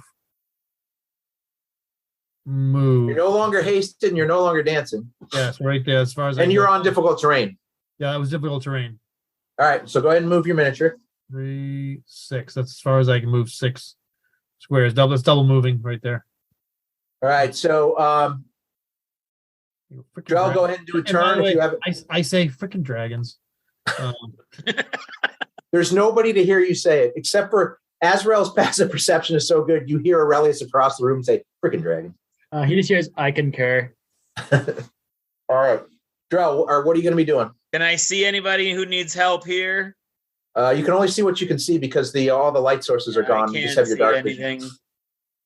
I'm going over here to prove that I'm not afraid. Once you pass the ice pool, it turns to difficult terrain, so you're good for now. Okay, Az, so are you doing anything I'm special? right there. I'm going to move my move. 6. And I don't currently see anything. So I don't see Aurelius. So I guess I'll just advance towards the mirror now that I know it's safe. There's nothing glowing on the mirror anymore. It doesn't seem to be activated. There's a lot of damaged burn marks on it, some arrows sticking in it, a spear sticking in it. And you guys can tell that can see it, that a lot of the runes are been chipped away or broken apart, so they no longer can function. All right, Nam, what are you doing? It's my turn. Oh, are you done? Okay, Nam. I was just saying. I'm I was heading done. at full speed to the middle of the room to see if I can help anybody. All right, go ahead. And that'll bring us to a death save for Cal while Nam 20, charges across. 25. So you hit What do I difficult, see? right? Yeah, you hit difficult terrain right there. So you can only see what you can see. All right. That's two. So Cal rolled a 19, so he's got 2 positive saves for death. So he's on his way to recovery or stabilization. And now Aurelius is approaching him. Double move to get there. What, you go through his bag and look for magic items? Why? I was just saying, he's down, stabilized. He's down for a couple hours. All right. You don't do that. That was me metagaming for my players. All right. Aurelius, what are you going to do? It's a double move to get there. So that's all. Oh, so you can't do anything yet? All right. So everybody go ahead and do a round's worth if you have anything you want to add. But so Drell, Az, and Nam, go ahead and move. Remember, Can I hear where Aurelius is? You can use a bonus action. Give me a perception check. It'd be pretty easy to hear. I'm not seeing. He's not moving super silent. Yeah, likewise. Yeah, you guys don't see Aurelius, but I got an 11. yeah, it's basically a 10 because he's not being overly quiet. So you can hear that he's roughly on the other side of the room somewhere in the darkness. As you have a really good idea where he is because your passive perception, you have those angel ears that we keep talking about. You can hear him. So go ahead and move it how you guys want to, the 3 of you. And then that'll bring us to Cal. Give us another save, Cal. That's 6. That's This as far point, as I can one go. failed save. Feel like you're close to out of the woods. All right, Aurelius, what are you going to do now that you can apply some CPR? What do we I know? feel like there could be just one wound away. Oh, but you know what? I'm going to save myself the potion. You're going to use medicine. It's like a DC 10 medicine check to stabilize. But it's not. I have a healer's kit, so it's an automatic pass. So he stabilizes 0 hit points. Okay. To break out some herbs, start wrapping them up, bandaging them up. So you are now stabilized, Cal. So you don't have to worry about death saves anymore. And with that being the end of Aurelius's round, and our Don't open the window. our player, actually, Cal, you knew he didn't open the window. That was an R factor of 1. That's what I'm going to say. That was a terrible window. The others don't know that the others saw him playing with it. Cal, actually, you may not have known because he was sitting in front of it and it just opened up. So maybe he did open it. All right. I'm going to assume he was stupid and opened it. Yeah, I think we all know what happened. Let's be honest. Do we really? I think we do. Devil Door. I think we could all make a good guess. 2.0. Stupid. Devil Can I just Door, say on Dragon both those Window, items- just stop. On both those items, I was the last one standing. That's what I'm gonna say. Well, the funny thing is, I was thinking that this portal might be Nam's Devil Door, but apparently it was just Aurelius' Devil Door too. I leave the window for 2 minutes. 2 This is minutes. devil window. Well, it was over an hour. To be Actually, it was an hour and a half to harvest. So- the dragon, but still. So we're out of rounds. You are still very cold, but not deathly cold. There's still a ton of treasure buried in the ice in here. The window seems to be off at the moment and barely functioning. So as a group, what are your plans for surviving and collect? I assume you still want to try to get this hoard. There's How are a we gonna ton get of this treasure, treasure. guys. What's the plan? So, I look Wait, at the so- mage who's who Let's I rest. still can't decide if he's smart or not. I look So at the there's one rune left. There's one rune that's barely still Can I whole. reach it? Yeah, you can walk up and slap it if you want. Okay, so I have an axe Oh, that no. automatically criticals structures, Seems and I Is that just a real thing, or are you just saying that to me? No, that's a real thing. It doesn't take that, but that's fine. Yeah. You No, if it I automatically just want it. I want there to not be enough rock left to carve Well, this if rune it actually back if in it place. if it automatically critical structures, it then flares. So that's actually cool. You bring it back, you slam your axe down into That's the moon true, axe. yeah. Radiant energy explodes, and the other energy I can never remember, which I think is cold. No, And it's- with the if it's Great, cold, it more doesn't actually cold. seem to affect it. But the radiant Sounds good damage again. itself does plenty to it, and it explodes the rune. And you don't know anything about this, but it was the last glowing rune that you saw, and so now you think that just based on general mechanics and what Aurelius said, that you have done the job.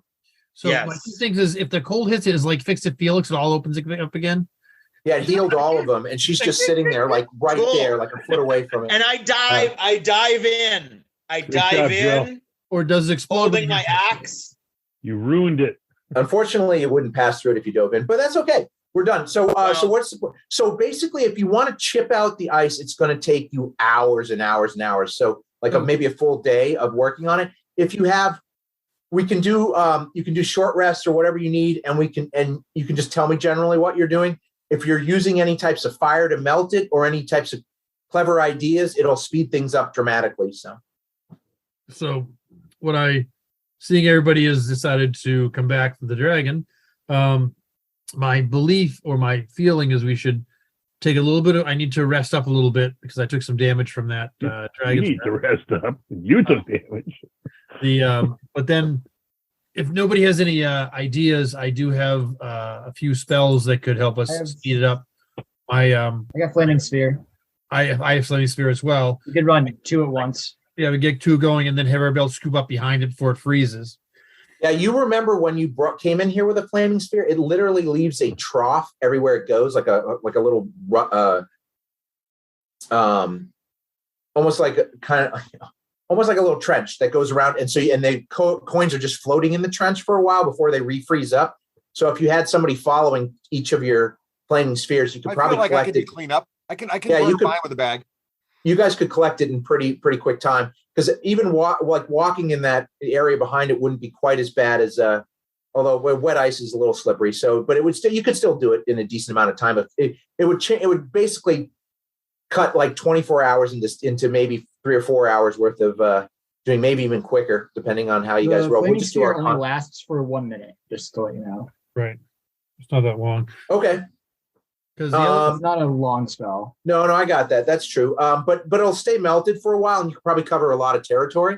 Okay. So even though you only have the spheres out for 1 minute, you can cover a lot of in 10 rounds. You could whip back. Yeah, you guys can cover a lot of track, and then you guys could even actually help collect coins. So Okay. after it goes away. Do we want So to rest? are you guys doing that first? You taking your rest first? I'm gonna rest. All right. So why don't we do another short rest for everybody?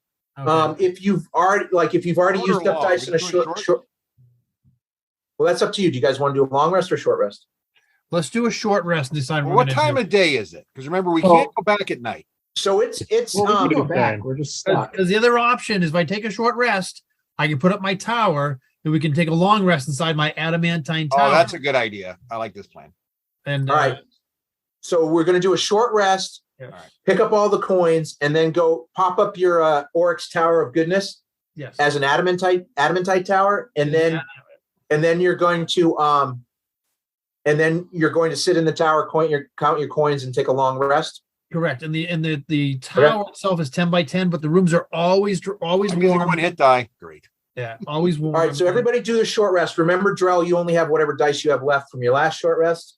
Yeah, I only used half of them, and I'm just going to keep it at that. Okay. Because you'll get if you make it to your long rest, you'll get the other half back, and you'll get. That's your full what I'm hoping. If we don't, if Dad, they're separated parents. This guy's parents, so Dad might show up. If the estranged father comes back, we're screwed. But the estranged father, he was kind of like the weakling in the relationship, so he's got to walk. Oh yeah, well that makes sense. So you might get out of here before he shows up. So I'm going to use that. I'm no longer bloodied, and so I'm going to throw my tower down. Let's throw my tower down like right here. Oh, are you going to put it right there? Okay. Unless somebody has a better place to put it. It's out of sight of the door, the thing, and it gets covered by the rock, so it gives us a view of the room. And I have complete view of the room with my vision. That's what I'm thinking. Unless somebody has a better idea where to put it. Because it's right there is perfect. I mean, you have 120 feet dark vision. Which way do you want the door to face? I want the door. I would like the door to face. The door's on the same side as the trap door. I'm just going to say. Yeah, this way, and move one more. All right, 2 more over. Now, 2 more over and facing this way. So this right here. Right there, yeah, perfect. Okay, so this is a. Are you casting any higher level or it's base level? I'm casting at a 4th level, so there's 3 levels, and inside my little hut. First of all, I got you here. There's going to be one room with a bed, with beds, chairs, chest, and magical fireplace. All right. And that's going to be on the 3rd floor. So this is now, it's got an extra 5, so it's 15 feet tall. So it's 30 feet tall. It's 10 because feet the base is 10 feet tall. It's 10 by 10. And adding one floor doubles it. And adding one more floor makes it 30 feet. It's okay. That doesn't make any sense to me, but sure. It's a 2-story tower. Right. Each story is 10 feet. Right. 2 stories is 20 feet. But it's only 10 feet according to the description. Each level of the tower is 10 feet tall. Oh, each level is 10 feet tall. Okay. 10 feet tall. It has. All right. So here's what we need to roll. I don't know the physicalness of this. I'm not an engineer. I don't know the structure of ice. So we're going to we're doing a luck check because you just placed a 30-foot tall adamantite tower on ice. So is ice completely solidified in the bottom, or is it? No, because there's water pools. So that's not good. So no. So what we're doing here, we're going to do. We don't know how thick it is here. So it was going to be a D20. Take a point of inspiration. Anything from 1 to 10 was going to put it in the water, but you just doubled its size, or it made it bigger. So now it's going to with a disadvantage. So roll me a D20.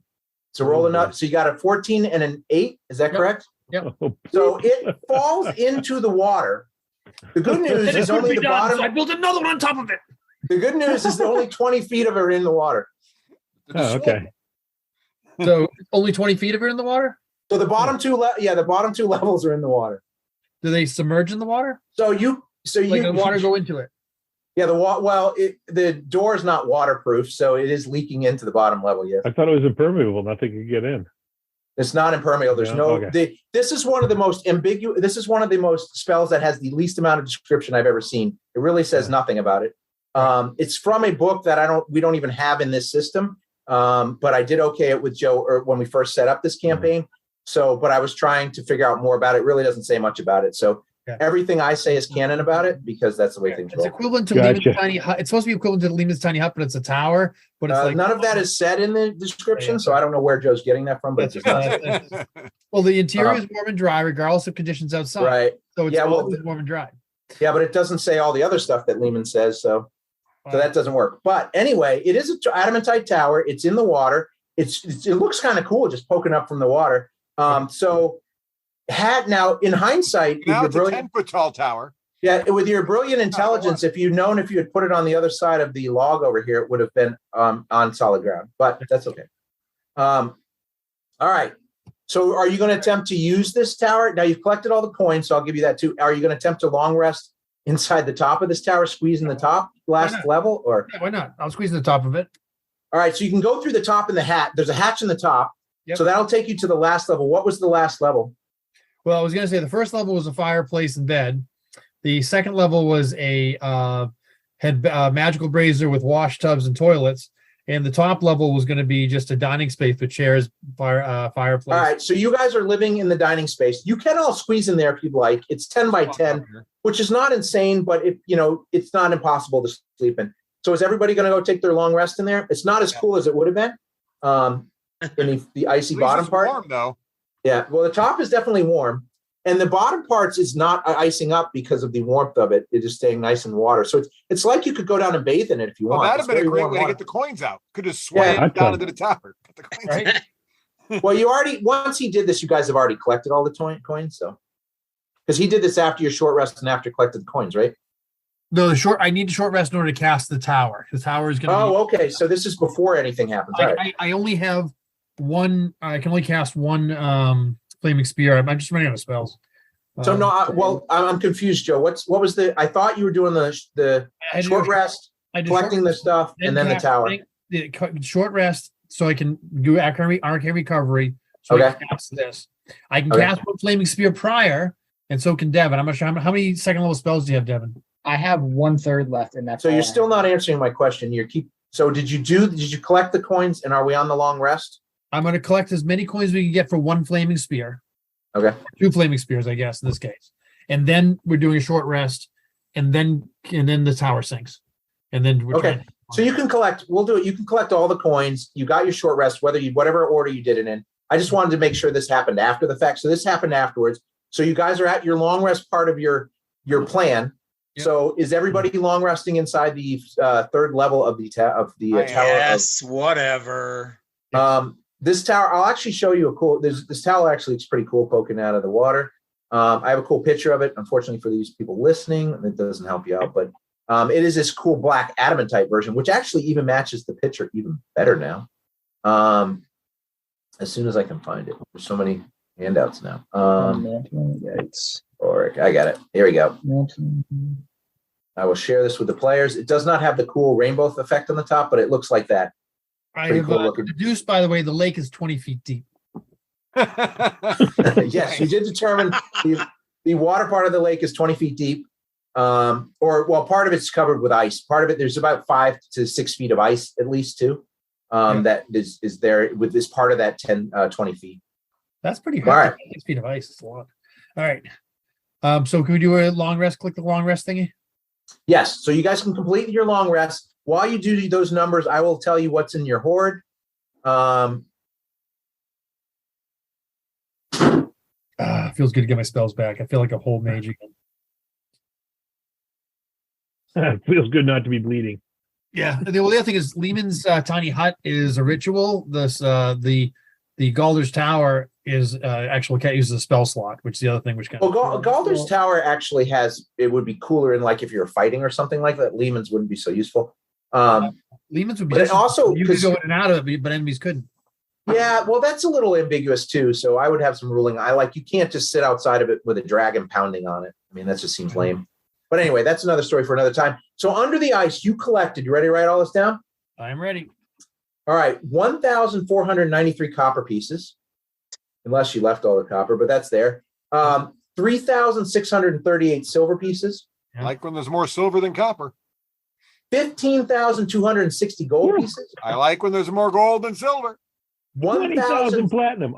1,697 platinum, which is the equivalent of 16,970 gold. So you've already got like 32,000 gold pieces. Yeah, buy my tower. 2 black pearls, each worth 250 gold pieces. Nice. 2 small alexandrite they're like a blue stone. I'll show you guys pictures, but they're like a blue typical gem. 1 blue spinel. And these are all worth 250 gold. So 5 gems. You want to make it easy, 5 gems / precious stones worth 250 gold. Yeah. And besides that, there was no magic items or anything, except for what Cal found and has on his person, which you guys don't know about metagame wise. But that was it. Oh wait, nope, I lied. There was also this was floating in the water, so that Cal didn't find this. You guys found this, or maybe he found it while was looking, but you guys all found it together. There was a waterproof bone scroll case. Ooh. Also in there. Okay. It was actually frozen, but it seemed waterproof when you took it out of the melted puddle. Can we look at it during our long rest? Yeah, the long rest. So it has, you can read it. It has several spells in there. A scroll of arcane lock. Oh, nice. A summon lesser demon. And a 6th level that was 3rd level, and a 6th level demon spell. Mass suggestion. I found the devil in the door on a scroll. Mm-hmm. So there's your no, the devil door is major demon. And it's devil, not demon. All right, so that small door. So those are all the items that you found. Cal, are you going to do anything? Because if you on a long rest, you can identify those, but you will have to. You're all crammed into a 10 by 10 foot room, so people would see you looking at them. So that's up to you whether you want to do that or not. If you, I'm going to take them out of my bag. Okay, if you don't study them, you don't know. I'm not keeping them. I was just all right. So just by looking at them, I will share these with you as I pop them up. So this is what this one looks like. You know now. It also has cold wings on the bottle. I probably should have mentioned that because that kind of gives it away. But now that you see it, and you identify it, this is a potion of flying. Oh, nice. Can't have too many of those. So it's a glass bottle with bluish water with clouds floating in it, and also just this like clear bubble at the top of it. And it's got a gold. In case you need to fly. It's got a gold I'm going to keep that one. It's got a gold stopper and some gold like wings kind of attached to the sides of the vial. And then the other thing that you find that could be really useful, particularly for one individual in this party, is a manual of gainful exercise. Hey. So this wonderful item that I'm showing to you, I already did a description of the book, so I won't do it again. But now you see a cool picture of it. This thing is cool because you have to spend 48 hours over a period of 6 days studying it. So you have to spend time, so it doesn't come right away. But it increases your strength by 2. But it also increases your maximum by 2. So even if you're not at your maximum, it increases it for future if you were to get that ability. Feels like a barbarian tool. Means you can go up to 22. Holy crap. So these are just so you guys know. I'm torn. A book? Just so you guys know. Worthless. Just for my mechanics wise, a lot of these, when you run into items like this, I'm not setting these up for a particular person. These are very random. So sometimes it'll lean one way or the other, and this might be particularly good for one person and not others, but it's random. So this is what you get. Who cares? Drill gets stronger. He hits harder. So those are the 2 items that were found on top of the scroll case for magic items and the Bezor that you have. You guys make it through your rest, as we say. So now when you finished, so I'm trying to figure out the time. It was like 11. It was like close to 12 o'clock when you dealt with the mother of all white dragons. And then you put several hours into doing the ice thing. Give me a D4 roll. Aurelius, give me a D4 roll, and we'll add 2 hours onto this. So it took 4 hours. So that got you to 4:30. You took another short rest, which got you before that, which takes 5:30. So now you're doing your long rest at 5:30. So 8 hours later will bring you to, is that 5.5? Let's see, 7.5, right? Can't do this math. 5.5 would be 6.5 hours to get you to, No, what? 5.5 hours. Wait, you're right. 6.5. I can't do that either. Is it 6.5 to get you to midnight? Something like that. Yeah, we're gonna call it 6 to get you to 11, then 30 minutes to get you to 12. All right, so we're gonna call it like it's 2 a.m. That's what we're calling it. Yeah, seems about right. It's because various structure issues. 2 a.m. It is 2 o'clock in the morning, which will put you into a very tiny force cage. The force cage is roughly, it's a circle, but it's roughly the same size of what you're squished into now. But it would be warmer. This is actually inside the tower's room is very comfortable. Actually, it's probably gross and hot and musty now. Well, yes, there is. Yeah, you guys haven't particularly. Although, as I mentioned Light before, incense. the bathing room that he had created is underwater, but the water in the tower is like bath water because of what the tower does to it. So you all could have gone down to the floor below, climbed down the ladder, and swum in the pool that's in the second level and cleaned yourselves off if you so choose. Yeah, so you guys can be not so stinky if you want. Plus, with some prestidigitation, you could clean up any of the stench that the funk that was there. So it's actually not, besides the fact that you got feet in each other's face and hands and stuff, if you sit on chairs, it'll be a little easier. So what's the plan? Those are what's going on. You know the situation. What's the plan? First of all, I'm going to give the flying potion to Drell because I think there'd be nothing funnier to watch than a raging flying barbarian. I like that. So that's all yours. So Drell. make sure you put that on your sheet, maybe in the bio section or whatever. What I'm going to do for you, Craig/Drell, is I'm going to move this handout of the flying potion into your magic item section in your handouts. Sounds good. So when you look, it'll be there if you need to reference it and look. You can also just use the eye to figure out what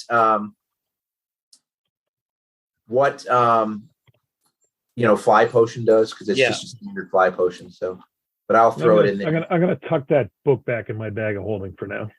Okay. Are we sure that wasn't Aurelius doing that negotiation? What's that? I feel like there was a negotiation and I wasn't even paying attention. What negotiation? The one that ended up with me with a potion and a book in his bag. Well, you had made a comment that you weren't into the book, so maybe that. No, I made a comment that I was torn because it was a book. I don't know. I was thinking of taking it to my local library and checking that one back in and checking a different one out. If I know what it is, if we understand what it is, I'm going to. Yeah, you know exactly what it is. I recommended Drill learn his ABCs for at least 48 hours or 6 days, and work. I'll help him spell out the words for him. Explain no. I may need some help with the big words. I open up the first book of the page. It says, "I lift things up, I put them down." Just do that. So you have to spend 48 hours over 6 days. So if you start now and you don't finish, the book is destroyed. So you have to finish the 48 hours in 6 days to get the results. So I don't know if you want to start now. No, not going to start now. I'm going to tell him we got to do this. I don't know, and I'm not taking it from Cal either. I'm just. Yeah, we got it in the bag. We got it in the bag in case we need it later. I don't think nobody wants to start reading in this cramped little tower. Okay, that's right. Well, you do have to do exercises with it too, so that would make sense that it's not going to work that well in this tower. What's going in chat is the treasure. Are those our totals? That's what you each get. We each get that. I am deducting some gold, which I'm putting into the group treasury, which we use to buy things like heal potions because other people don't. And I am a healer. I just don't need it. Yes. I'm going to show you something that you seem to be forgetting about. That's in your magic items that I just saw. This gives you advantage this gives you advantage on fear checks, which you've been doing a bunch of. Really? Where? Yeah. So it gives you advantage on charisma checks for intimidation, and it also gives you advantage on saving throws. When did I get that? You started with it. Oh, I did not. It was one of your items you started with. Oh. So I am the proud owner of a brazen man. We'll say that you've been wearing it as a toe ring and just realize now that it might be more effective on your fingers. You started reading that book, you got some insight. Superstitious. All right. So you guys finished your long rest.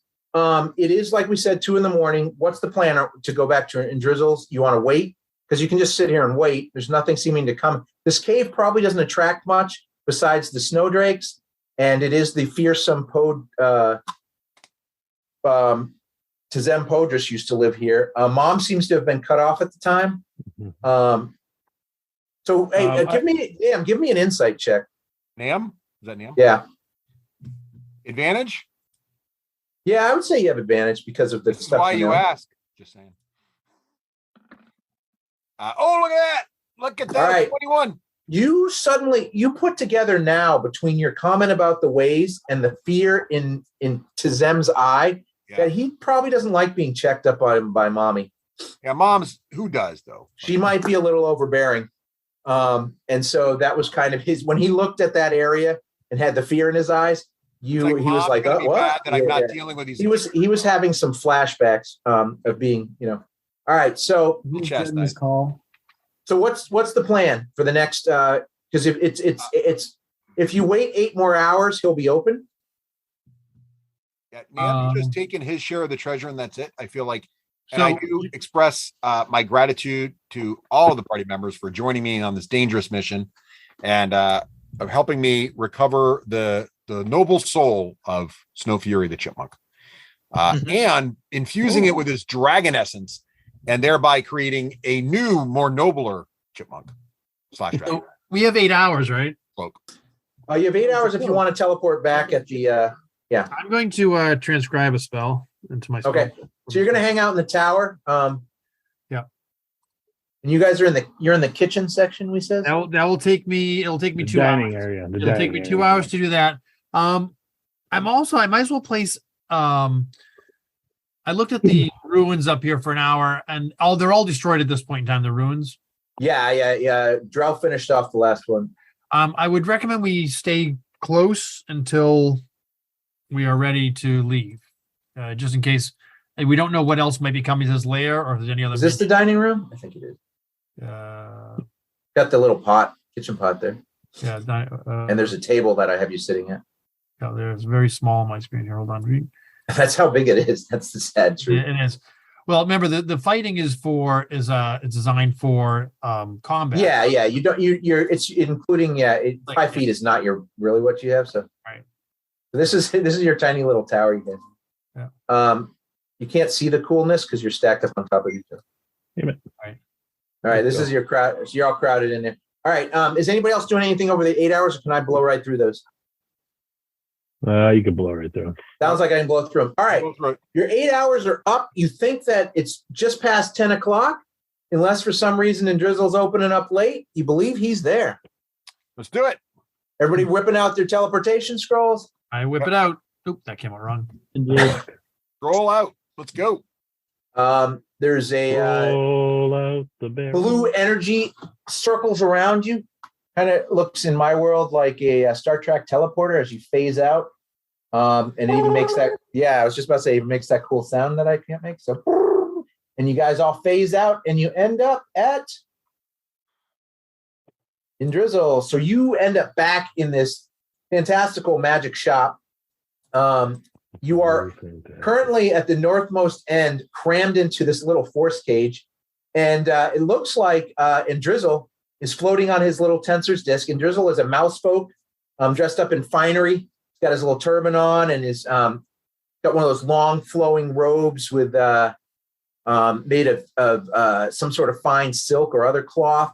And he doesn't like to seem to walk, so he floats around on this own little disc that he has. And so he sees you. Oh, welcome back. It's great to see you. Oops, wrong accent. It's very good to see you. And he floats up to you and he whispers something into a item on his wrist. And the force cage goes down and allows you to come out and exit. Things must have gone very, very well. You look cold. Warm yourselves up. And I approach. You guys can come down the ladder and go to the. There's some books up there for a little coffee nook if you're waiting for your turn to teleport somewhere. But I am Drizzle pulling the sphere from my down in the battle of the magic shop is tables of scrolls and a lot of arcane focuses, and then there's also these two, as you remember, the two huge or large clockwork cats just sitting there watching all of your movement by the sides of the door that enters into this ornate little shop. And most excellent. Do you approach him with? Do you have the Bazor in your hand? I do. I pull the Bazor out of my quiver, and I say, as you said, the dragon was there, and the Bazor has been recovered. Well, you say that like there might have been some doubt. This is what I do for a living, little Nampudo. There was no doubt. I'm just. You never cease to amaze me, and Drizzle, with your skill at. I do not pray very much, and I do not know what your denominations are. I know the moon goddess is very big here, but I must say, last night I said a prayer for all of your success, because I was hoping that my now new 5 favorite customers would return to town and bless me with their coin and their presents. And he says, also, I was very interested to see this Snow Fury cloak in action. So if I can take this from you, we have to finish our transaction. So I will need. I hand him the sphere, the sort of crystal thing. I will need another 3,000 gold to actually create it now. Not a problem. Here you go. And I hand him. Now I have been prepping for this for your return. So I am very ready to start this. So it's only going to take me about a few days. I should have this ready for 2 days. In 2 days, actually, I will start today. You are such good customers. I will get on it today. I appreciate you expediting this. So this is we are now on the 22nd. So I should have it ready. I remember I am a night owl, so I like the 10 to 9 shift or 10 to 8 shift. So I will actually have it ready after 8. You could come for a private visiting after 8 o'clock tomorrow night, and I will have this ready for you. Nice. And I will be happy to present you with the Snow Fury cloak. Did you have any? Since I have not made it, I have all the essence of it. I can make this to whatever vision you have in your mind of what it looks like. Well, I really wanted to pay tribute to both the chipmunk Snow Fury himself, who was an albino chipmunk, as I think I told you, and so it should be very white. Plus, that also pays tribute to the creature's soul we had to extract to order to build this. So let's go with white, with sort of the. If you could put the pattern of a chipmunk sort of faded in like a slightly darker white on into that, so like the chipmunk stripes, kind of thing, into the back of the cloak, that'd be great. And then have like sort of just a hint, just a subtle hint of dragon scale. Again, it's all white, so from a distance it would look like a white cloak. Did you bring any dragon scale with you? I hold a bag and just drop it. Most excellent. I will take some of this. I do not need. It depends. You don't want it to completely made of dragon scale, correct? No, well, unless that would imbue it in any additional magic properties we didn't. Well, it is already. I was planning that part of the essence of it will make you resistance to. I don't think we need to use that many scales. No, you could keep that. I can make a brooch. The connection could be a dragon scale if you so choose. That'd be excellent. Let's do that. And then mostly for appearance, you want it to be flowy. Yes. So I don't think we want to make a lot of it. Maybe I could take a couple little ones and put it there. Do you want a hood or a collar on it? I think just a collar would be good. So I could put little ornaments on the corners of the collar. It'd be good if it was very flowy, so that whatever spirit was inside could move the cloak almost of its own will. Yes. Okay. Well, I will make sure it is a flowy material, but also useful in the rain and colder weather. But you will have the resistance, so it itself will work for that. But more for the rain, I would say. All right, I will get to work on this then. So you all, you look like you've. Any more healing potions? Any more healing potions while we're here? Oh well, it takes me a little while to do this, and you kind of just let me see what I have left in my stock. You kind of bought me out on your last trip, but I did have a couple I think left that you did not buy, and I can see what I put together over the day you were gone. So I do have one more regular healing that I was able to create yesterday while you were gone. Take it. So if you'd like to buy that one, I think it was 50 gold I was charging. Done. Let me find my handout for myself. Oh, here we go. My ledger. 11. Where's my drizzles? Do I have my? So I still have.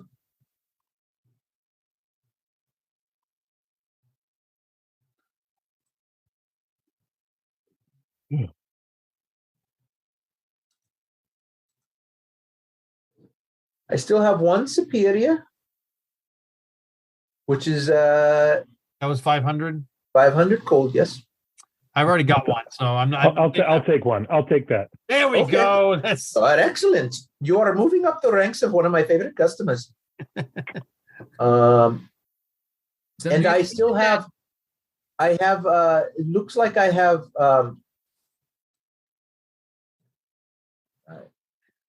I actually still have 2 regular in store too. Did you want those? 2 more regular? Yes. Done. Gone. All right. And 1 greater. I must have had that hidden away and found that when I tried to replenish. I just need to keep the greater. The greater's 100. The greater's 100 gold. Yeah. So now I am completely out of stock.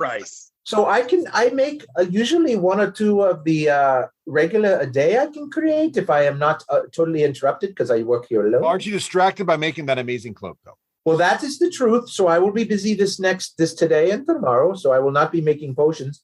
But and it takes me a little bit longer to make the other ones mostly over a week's time to get the other ones. Some of them I can make them so that they show up in more than a single batch, except for supreme healing. That I must have the money up front and make. That is very hard to make, and that's why it is so expensive.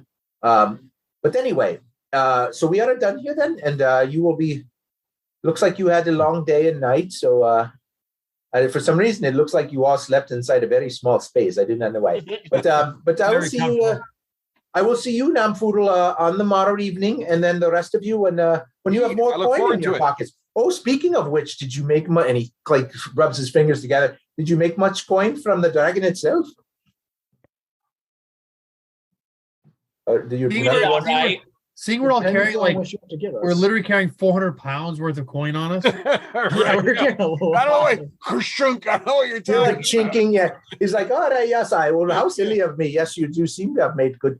Good. I hope you are here to spend it on me soon. I mean, on our stuff soon. There's no better shop in the city, sir. Farewell, my friends. And may Sahadin bless you. I'm going to ask him if he has any literature in the building. If he has any tomes. He wants soft pages. You got to go. What kind of what kind of tome? I'm looking for like a tome of understanding, volume number 2 or number 4, dexterity or wisdom. Specific, very specific volume. So you're looking for an item that's very rare? Yeah. Yes. Yes, I could do a divination for you for 300 gold down and find a spot where one of those might exist. Nothing in the store, though, right? No, this is my whole thing. I do not keep those in the store because then people would want to rob me. I'm okay. He's already checking on something for me, so I'm good for now. But thank you. Do I have something for you? Let me double check. Yeah, he's checking on a staff for me. No, you didn't want to do the staff. No, I did. Oh, the staff is striking. You did, yes, that's right. Yeah. It was 15,000 gold pieces. Just. All right.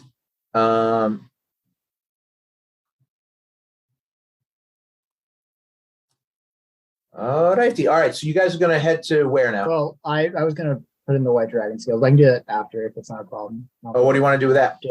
I was just going to ask him about I was going to offer up. I don't know how she'd be willing to for his different parties.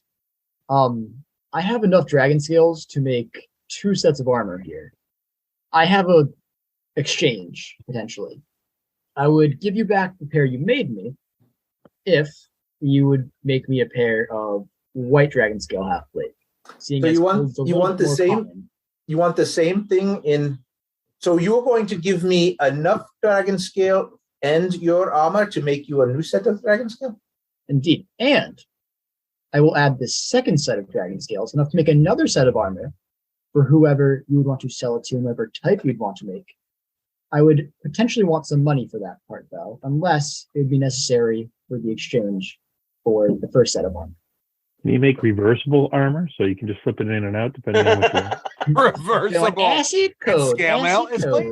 He says, I will happily take your whatever extra white dragon scales that you have and your current armor that I now have to advertise as used. And I will take that. Good business, man. It goes down the minute you walk it off the lot.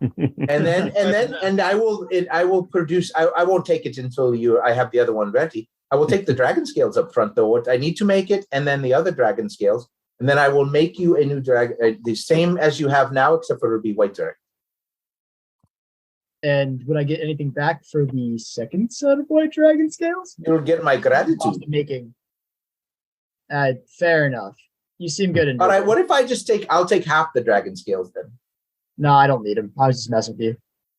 I mean, you're a good person. There will possibly be a time where I could pay this back to you in something else that you're interested. Don't worry about it. I just don't. It's very expensive. You know, you all are what we call 1%ers. So you all have very, very large amounts of money, and you can spend these on these things, but there are not that much I mean, they are very wealthy in this town, but you have exceeded their disposable income by quite a bit. So there's not a lot of people running around looking for these things at this moment.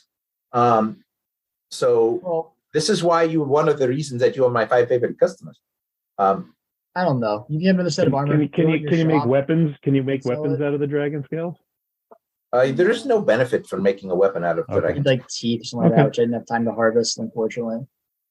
All right, so are we at least have a deal with this for now?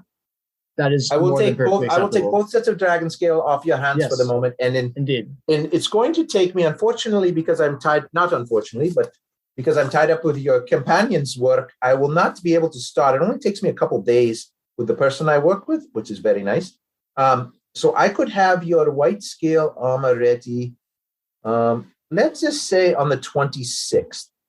Take your time and drizzle. I already have a set. Miss Haneen guide your way.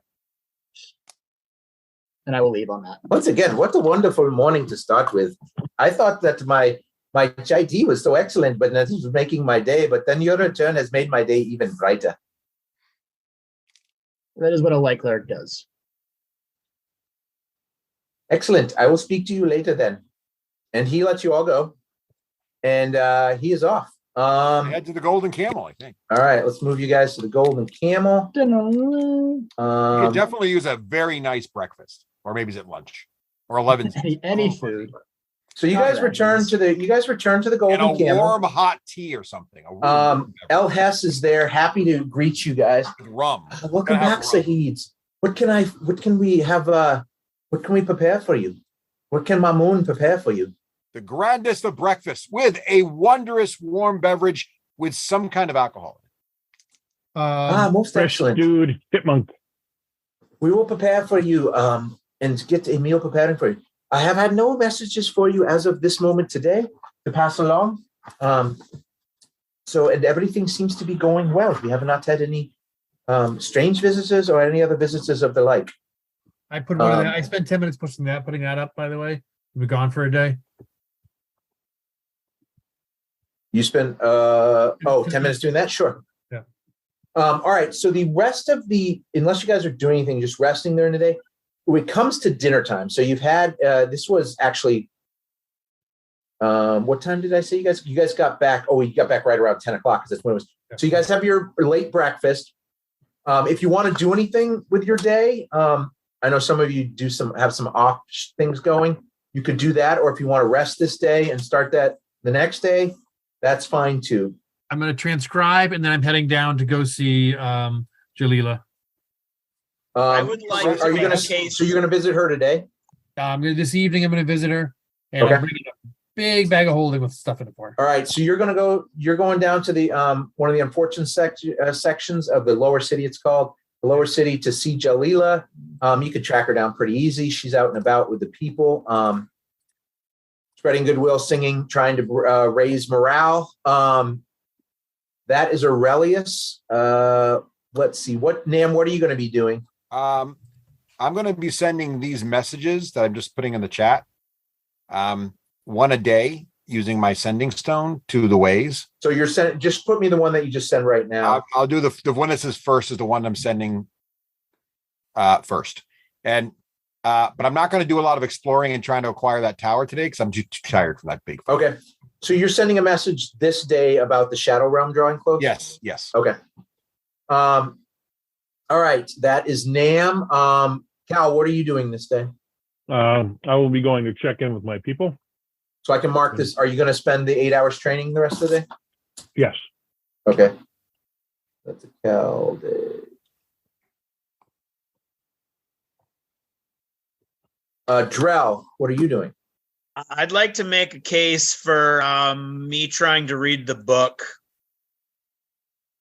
Anybody have any objections? I will help you. I'm in the room, so if you want to do it, I'll help you. But I don't think you need my help. Yeah, you should be able to read. So Okay, I know Sometimes I can it's read. six. I'm He's trying not to worried be about polite. actually reading it. He wants to make sure everybody's cool with him having the book. oh yeah. I'll Right. translate. Okay. Thank I'm you. helping you read it. You should turn the page. Try this. I don't hear anybody yelling with you. Cal, do you give him the book? Yes, I give him the book. Oh well, thank you very much, my I mean, friend. he could take it off your corpse. So That's true. It would take a whole round to do that, though. Hey, All right. So I'm going to go one- out here you in the owe me fountain, one near the tome of- fountain, and I'm going to start reading. You're going to and start doing the working out. exercise in it. All right. Yep. So I'm going Girl, to. you owe me a give tome you- when we find one. The way this is going to work. So next book we find, it's all for you. It's going to Thank be desert tribe romantic poetry, but you'll love it. You see Spot run. So Craig, the way this is going to work is I'll tell you how many hours you complete, and you just need to keep track of them and make sure that keep track of the days too. So because you have to finish it within 6 days. So Gotcha. but you can spend. So it was 10. It was 10 o'clock. You had your breakfast. Let's say it's 11 o'clock. So you start training at 11. Yeah. Is anybody doing? Who is around at the Golden Camel at like 6 o'clock at night? Nam's pretty much there all day except for the sending bit, which just does from Cal is probably gone if he's doing his 8 hours of training. Well, he might be coming. The sunset.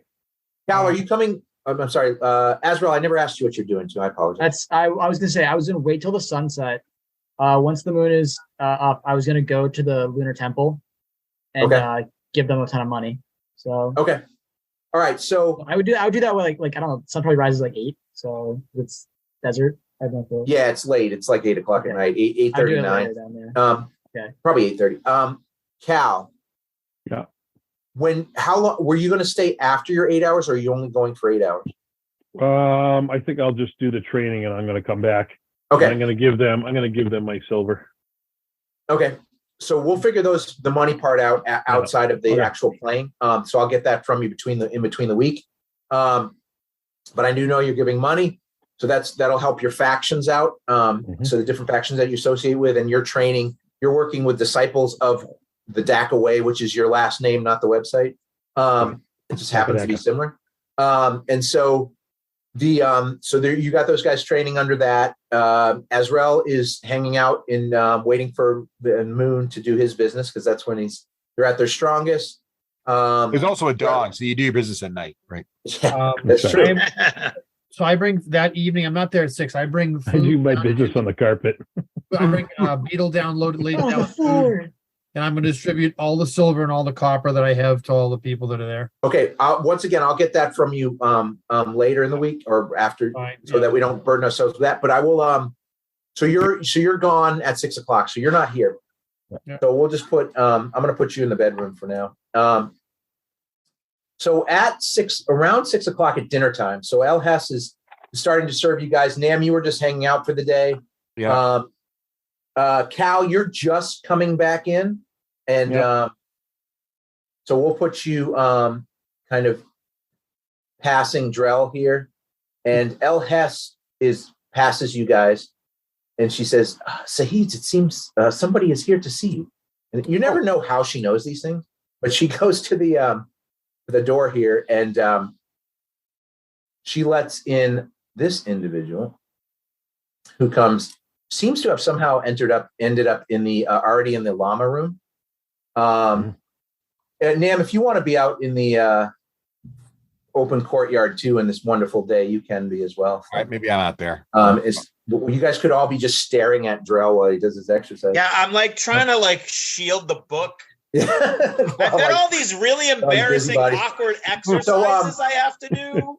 Turns So out what it's really you guys just are a doing, you're kind of conversation. hanging out, just talking, shooting the shit. And Salusa, El Hess opens the door and she's like, mistress. And she's met Salusa before. So Salusa comes strolling in, who is, so Salusa is a moon elf. She's got kind of a pixie kind of cut. She's light blue of skin. She dresses in well-fitting black leathers, complemented by like purple sash and cloak. And she's got knives in various places, boots, hips, those kinds of things. She comes strolling in. Here's the picture of her again. And she bears on her left exposed shoulder, she has bears the tattoo of the lupine, which is Cal's gang, or the gang that he's associated with. And she comes walking in and she's like, El, how you doing? She's like, hey, can you hook me up with that wine I like? Nell's like, absolutely. And she wanders off here, and she comes over here, walks over to and sits down on the edge of the fountain in the center of your courtyard, the ivory fountain, the clear blue water pouring out of it. And she's kind of waving her finger back and forth. And she's like, she addresses you all. So this is the evening of the 22nd, right? Yes.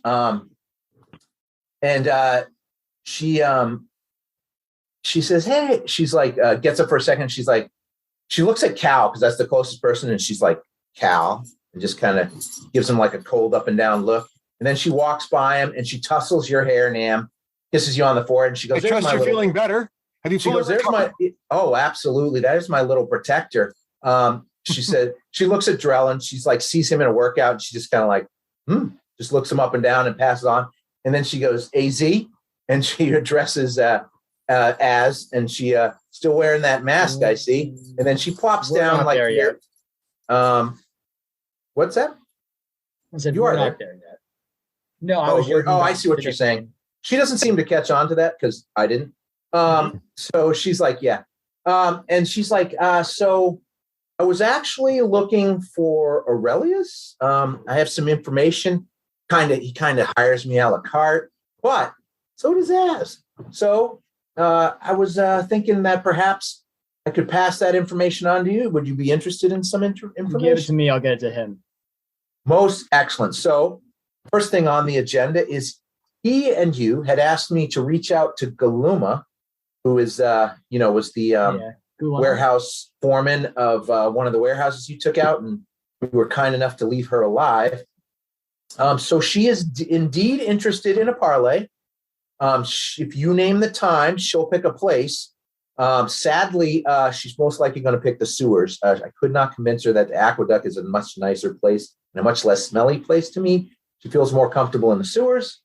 As far as your boys, Ravar and Aham, the were-tigers, they are interested in meeting too, but they would prefer to wait to see how things play out with Yernev.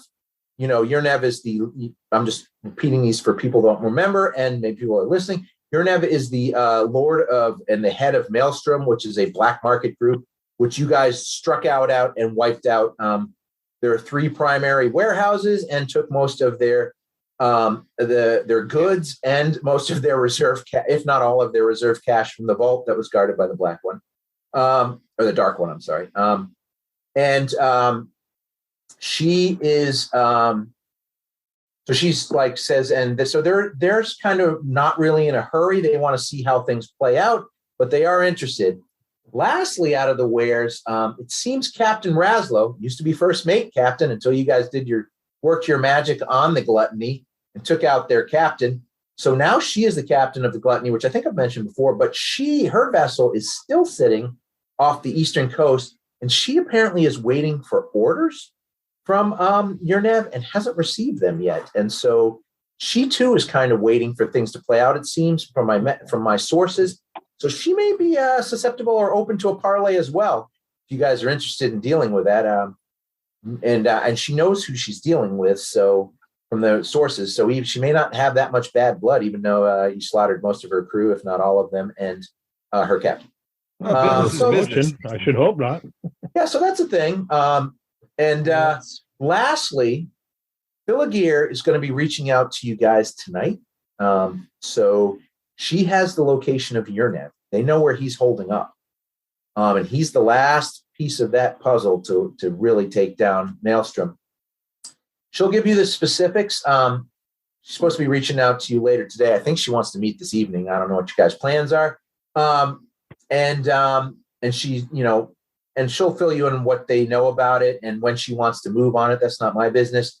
But there is one thing I don't think she's going to share with you, but I kind of owe you guys, and there's some of you that are been paying me some coin. So I'm going to pass this little piece on to you. There's something, all the wares can't figure out why Yernev is hiding. This has not really been his style. Some of the more veterans amongst his lieutenants are suggesting his actions have been off over the last couple of years. So he hasn't really been himself for years now. And I'm not sure what all this means, but it just stinks. Something about this whole thing stinks. And I thought it was best if I could, pass on what little information I have about it. I agree it's little, but just to give you the slightest thing that something's not right about this whole held up in his stronghold situation. So that's really it. And at this point, El Hess has come out with, she actually brought hors d'oeuvres too, and a glass of red wine. And she takes the wine and shoots it back, unlike you're supposed to drink wine, and pops back a few fruit type appetizers, and then finds the meat ones and consumes even more of those while she's watching you guys. So there's this little awkward silence unless one of you wants to say something while she just mouches on your food and drinks. Try the green ones. They're particularly good. She flips one of those back and she says, so is worth anything to you, Az? I give a second, give a glance. Well, best I can glance through a mask. I give her one nod and say, that's perfect. When would Philgear want to meet? When would who want to meet? When would Philgear want to meet? You gave me. You said Philgear. Philgear's going to reach anyway. Yeah, I don't have that info. She's going to reach. She's got that, and she tags at her ear. She's going to reach out to you and let you know when she wants to meet. Might not be here. I'm going to write down whatever I have for Auric, Aurelius. I don't really know which name is the actual one yet. He hasn't told me. She's looking for more money. Is what she's looking for. Yeah, Well, then I was getting there. Yeah, I was getting there. something, for the trouble. I was going to say, because you've done great, I'm going to give her, because I also have less of a concept of money, I'm going to give her 2 platinum pieces. She do you hand them to her or toss them to her? I go over, still staring dead at her, and I have her palm, and I just put her in palm on palm, push her back to her. She takes it, slides it into a pouch, and she winks at you before you turn away, and she goes, much appreciated, and as she says it, she goes, a girl's got to eat, and she just grabs a whole handful of this dried meat they have on there. It looks like it's maybe chicken, and I'm sure you find a way. She stuffs it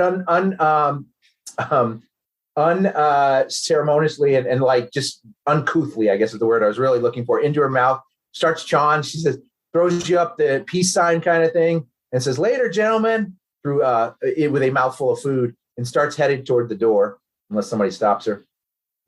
And she exits. So that was around dinner time. Right. About an hour later, I think everybody's still there except for Az is about to take off. About an hour later, Nam, you get ascending. Are you there, Nam? I'm here. The first 10 words of the sending, you probably don't want to repeat. All right. They're kind of private. And then she says, after those 10 words, she says, need to meet tonight. Know where your Neb is. Okay. Well, you got an X-ray sending. Do it in your bunk. That was through she fits in there. I think she fits in there. You know where to find me. This is the Philgear sending, not the Waze sending. No, this is Philgear. Yeah. This is Philgear reaching out through your Drugar ear cuff that you wear, right. And you basically know that she's at the. What time did she say? She just said tonight. She didn't give you a time, but you know that she pretty much, when she's not doing her business, she pretty much lives at the Stout Brewery, and that's where you meet her all the time for all your other events. So what time does she normally like to meet? Because I got to go get my cloak. Usually, the cloak is tomorrow. Oh, is it okay then? Night, yep. And at 9:00, and you guys have met her at midnight before, and 11:00 at night. So I'll wait till the rest of the crew gets back and share this little bit of information. All right, so 8:00 rolls around, and as you take off, right? I'm gonna leave a note for Aurelius. I'm gonna write down everything I was told. Which, if you need any of that, Joe, I took the notes just in case. So, and then I'll take off. All right, and Aurelius, when are you coming back? We'd have dinner, distribute money, so I'd probably be there from 4 until 9. So you'll be back at the Golden Camel at 9? Yeah, so I figured get back before it gets too late. And I want to make sure, and the money I'm distributing is to the anybody that it's not just to here's all my money. It's kind of here, take it out, like anybody that needs food. Right. Well, I'll have you guys give me details of who and what you're giving the money to, like in text, and then I can work it all out. Okay. And we'll kind of roll up and see how your visit with Jalila went to in between sessions. Okay. So that brings us to are you back at Azrael at 9:00? 9:00. I'm back at the Golden Camel. Me. You only left at 8, so probably not. I probably not, because I probably Okay. get down there. I probably would talk about All right, things. so I don't know. I Nam, see how it's going. Okay. So Nam, Aurelius comes back at 9:00. Are you going to say anything at that point? Or are you still waiting? I'll tell Aurelius what we know. Okay. Phil Gear. And you left the note for him, right? Az? I did in his room. All right. So you can find that information too. Are you guys going to wait for Az to come back at some point? Or are you guys just going to go see Phil? If Az gets back at a reasonable hour, if it gets closer to midnight, we'll go with him. All right, Az, what time do you get back? I would probably be back around 10:30. All right. So Az comes back at 10. Are you guys headed to the Stout Brewery together? So Az, we got to go get some drinks and meet up with Phil Gear. Everybody's good with that? All right. Moving along to the Stout Brewery. All right. You guys arrive at the Stout Brewery. And once again, it's the same old people in the Stout. This is the tiniest little tavern / inn in the world. It's got 4 long tables with these giant, heavy metal chandeliers with candles, basically. Most of it's candle lit, except for the fireplace also, which the fireplace isn't really, it's going barely because it's so damn hot in Khassan anyway. You can mosey up to the bar where they have the darkest ale you've ever seen. It's the Underdark ale, basically. Very potent, very strong, but you guys are starting to those of you who have been drinking, which I think is all of you, are starting to get accustomed to it and being able to handle it even better. Again, the place never seems to have people in here that aren't associates of Filigere. So it's really more of like a private club, but you think at this point, than an actual tavern that people visit. Although you guys come here late at night often too. But once you guys arrive, which is late, the doors open. One of her associates lets you in, and they lock the door behind you. But you've seen this move before too, and it doesn't mean they're going to jump you, not yet anyway. And so you guys take your spots at the bar, I assume, because most of the tables usually have other people at it, and also because Filigere likes to serve from the bar. And she's like, "Hey, how we doing, everybody? Good to see you guys again." And she starts lining everybody up with a ale, whether they ask for it or not. She brings out a plate of, even though you guys have eaten some of the finest food in Khassan, in your super sweet hotel, she hands out a plate of a sad-looking attempt at a charcuterie board, which is basically a loaf of bread, a couple chunks of cheese, and a couple different varieties, and some dried meat, but nothing fancy. She throws it up there in case anybody's hungry. Tosses it down. She's like, "Yeah, so I'm assuming Salusa told you at least, that I need to speak to you. I don't know what else she told you. That she looks over at Cal because he's part of the same gang, and she goes, yeah, sometimes that girl, I don't know about her, but she's good at what she does, so can't complain too much. And she's got reasonable prices. But anyway, so here's the deal. We found Yernev. We knew he was going to be holding up somewhere. At least that was the hope. If he had just fled town, that would even been better. But that's not the case. He is hunkered down in the lower level of one of his less known warehouses. Like, we didn't even know it was his until Salusa and some of the others found it. He's in the other warehouse district, so he's in the southern warehouse district. I can show you on this map here. So she pulls out a map she had ready to show you guys. So I'm going to move you guys to the map of Khassan real quick. So we are looking at now a map of the capital of Khassan. I'm going to zoom in here. It always starts from so far out. And so if you go down into what we call the southern wing, so the southern, so all the yellow buildings are your warehouse buildings, and you did all your business in the northern wing or the northern warehouse division. But if you go down to the south and you zoom in real close, you'll see where I'm pinging here it says Stronghold. So it's this building area or this set of buildings right on the waterfront. It doesn't look like it's right on the waterfront there, but it literally is just like the other couple warehouses you dealt with, is literally sitting partly on the water. So she says, so this building it doesn't. When you look at it from the outside, doesn't look overly guarded. Has about a half a dozen plainclothes city guard. So the Sultan gave him some help, but it's not really formidable. And they're not even wearing the Sultan's colors. So you're not even getting that advantage of having, people stay away because they don't want to mess with the Sultan's people, because then they're messing with the Sultan. So I think it's like a token offering. So I think the damage that you guys did might have already affected good old Yurnev's standing, but at least he's got the token guys. Then my understanding is what's left of the wares that are loyal to him. They've staked out the place to set up some sort of protection for him. And there's this other thing we were able to pick up. So he always had an affinity for visiting the gladiator arena, the one over that's to the east of us. He spent a lot of time there and had a big interest. At one point, the Rakshasa in their slave trade, they brought in these. They're not bears. I mean, not wares. They're called bear folk. They come from somewhere up north in the Zormov kingdom area. But they got a whole bunch of them at one point, and they're really fierce fighters. And so they found their way into the gladiator inn, and he's been slowly. So the word is he's got a liking to these guys, and he slowly tries to buy them off, especially if they're close to the end of their career, and put them on his private guard. So there's probably a den of those guys down there too. So you might be dealing with that. So the thought is that you guys go in there, probably at night, be the best thing, just so you don't attract any, make any obvious. Doesn't look like the Sultan is totally backing him, so he might ignore him anyway, but I wouldn't do it daytime. You guys get there at night, just like you did the warehouses. Go in there, see what you can find, see if you can find Yurnev and cut the head off the snake, end this thing. And then we're one step closer to you guys finishing your deal with the Duchess and also getting, taking a whack at the Sultan's power and getting, doing whatever you guys want to do as the chosen.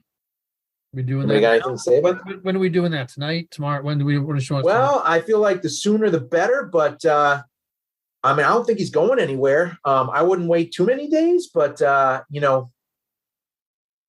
I said, most of his resources are tapped. So I just, you might want to make a statement, but it doesn't have to be night. I mean, and she starts to, she's about to say, well, I know you guys, whatever, you guys probably been up to stuff. So are we adverse to going now? What's that? What night of the moon is it? We are, sir, Close to the new moon? No. You are, this is 2 days out from the full moon. The other side. So it's almost Sahanin's time. Well, the full moon is on the 24th. They're on the 26th. Embrace the Raven Queen, so they shifted better during the new moon. So this should be their weaker point of shifting. So it's a good time. She's like, I don't know anything about that, but hey, whatever, if that works for you with Sahanin and all your business with her, that's great. I brought my favorite gun, Drell. Mm-hmm. So you guys are thinking about even going tonight? Well, don't we want to do a little scouting first? I kind of got swept up in this. I wasn't gonna go with them. I'm still reading. Oh, you didn't go? No, I'm practicing my stuff. You only do 8 hours a day, I think, is how it's set up, right? Or how's it work? You can only do 8 hours a day? No, it doesn't. No, it says you have to do 48 hours within 6 days. Oh, he's going nonstop. But you can't. You obviously wouldn't learn anything from it if you don't do a long rest. So you basically scout. Joe. Yeah. You can reread it, but I'm pretty sure that's what it says. Yes, to reread I it. think Then we have it's problems. 1 day to scout. I think it's 8 Your days. cloak's coming tomorrow, right, Nam? Yes, correct. So we at least should get that as well. Maybe I've read it really wrong. hard for it. It could be helpful. I agree. Why don't we scout? It's already midnight now, right? So we can either scout tonight or we can go out, do some scouting during the day, maybe a little bit tomorrow, and then get my cloak and we hit him tomorrow night. That would be, I would like a little bit of preparation. Yeah, It's also, if it's stone, I can make a nice little back door. We don't have to go through the main entrance. All right. I'm not very quiet. Just real quick, to clear something up, I'm going to rule this differently. I misread it. So basically, it's not that. It's not. So you have to spend. It does take you 6 days, 8 hours a day, it doesn't matter. It doesn't matter if you get interrupted. I thought it. So it's once you complete it, you get it. So you can take time off in between those 8 hours. Yeah, it's 8 hours a day for 6 days, and when you're done with that period of time, then you get the benefits. Right, but I'm saying you could split up. I wouldn't take a huge periods of time, but if you took off like a day in between or whatever, I don't think that would be an issue. Okay.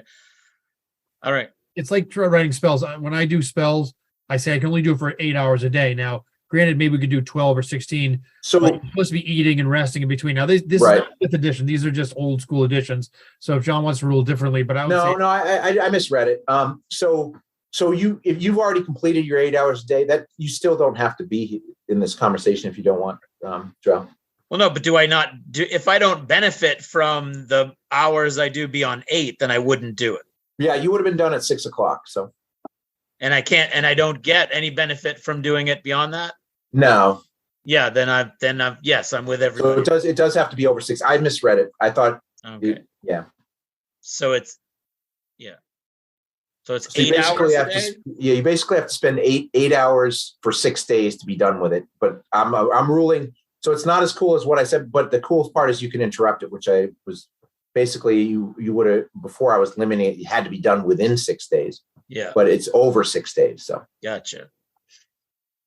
So all right. So you are there now? Yes. All right. All right. After cleaning that mess up. So that all being cleaned up. So now Drell is there. So what is the decision? What was the plan that you guys came up with? Want to go tomorrow night then? We're scouting during the day tomorrow. Those of us who can be subtle. And then we'll go tomorrow night. What time? Sounds good. What time tomorrow night? I leave that to the moon man. I mean, you will have to pick up your armor set, isn't it? Is it The tomorrow? armor's done at during 9 the- o'clock, I think we said 8 or 9. 9 o'clock at night or 9 o'clock Yeah. during the day? Night. Night. So why don't we aim for like 9 after 9:10? So that give it an hour. But you have to attune to it as well. So I got to attune, so I won't have it. 10:30. In that case, that'd give you a short rest to attune. Well, it takes a long rest to attune. It does. I thought you could do it. In short. Yeah. No long rest. You have the long rest. Crap. That's annoying. All right, so we won't have it. That's okay. We can go tomorrow night. Yeah. Okay. Yeah. We still should do it within. We shouldn't wait another day after, especially if he's acting skittish. So you're planning on going the night of the 23rd, which is tomorrow night? Tomorrow night. Indeed, tomorrow night. So prepare your spells. Be ready to go. We go in at midnight. Storm the place. Take it out. We'll scout this. We can scout tomorrow. Why don't you send the eyeball? I could do the eyeball, or you guys could scout. What would you rather do? I don't mind scouting. I am not a scout. I will scout with the gnome. I scout from my living room. Okay. So, did you guys spend any more time there, or just head out, or? I'll hang out. I'll have a few drinks. Hang out a little bit. Have a few more drinks. Yeah. So I'll spend. I don't drink, but I'll hang out. Filigir is going to drag Namfoodle off at one point or another. Yeah, we'll have a little fun. And then she comes back later and joins you. And you guys can stay as late as you want. Head back whenever you want. You don't seem to be. There was an initial worry about you going back and forth between the Stout Brewery and the Sultan watching, but it seems like it's not an issue at the moment.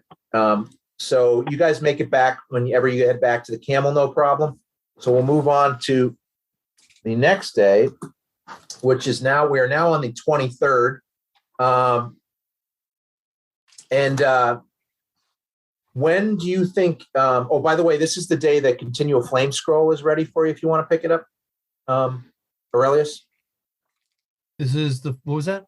There was a continual flame scroll that let's pick that one up. that Indrizzle was trying to get for you. Yep, I want that. I think I already gave you the price, right? Yeah, Okay. Remind me again. I wrote it down here. All right, I'll look it up real quick. I got it right here. What level is it? Is level Second? 2. Level 2. I think it's 150 or something like that. But I could be, or it's either 150. It was 500. 350. 350. Yeah, because to transcribe was 100, and then 50 to cast, so it was 500. Yeah. Yeah. So 350. Yeah, So you can pick that up. I'm gonna make my. That would have to be 10 o'clock in the morning. What time because he doesn't open till that. What time are you guys scouting, Nam and Cal? We'll go out at first light, like around normal shift change. How's that? All right, so like 8-ish or something. Yeah. All right, I'm gonna put all of you on this map so everybody can see this. I'm gonna put you on a map instead of drawing all the stuff like we did last time because I think it's designed in such a way that you can actually, well, maybe not, but we'll try it out. Let's see here. Where are we? All right. So I'll just move. You know what I'm going to do? I'm going to use. I know what I'm going to do. So I'll save me from putting a bunch of minis on here. I'm going to use my famous eyeball token. Find it. There you go. This should allow all of you to see. I think it only sees with regular light, but I'm going to change moonlight on this. So,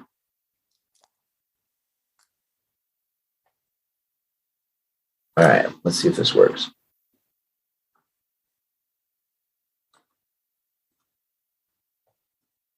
And then I got to move you guys.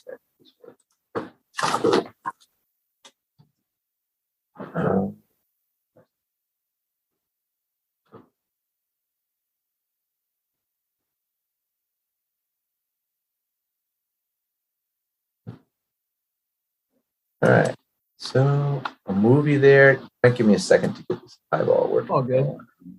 But all right, so you guys are probably just seeing a dark screen right now, right? Oh no, you can see it. I see some light. For some reason I can't see it, but you guys can see it, which is cool. Oh, now I can see it. All right. So I'm going to move this around as you. So, and I'm going to change it. So you guys are there during the day too, right? Yeah. What I'm going to do is I'm going to change this map to daylight, which will make everything a lot easier to see. If there's some nearby roofs we can get to or anything, or do that. I'm going to need, yeah, you're going to be on top of roofs. I'm going to need some stealth rolls from you and some insight. So give me stealth rolls, insight rolls, and perception rolls. And, or stealth perception, then insight. Just Nam and Cal.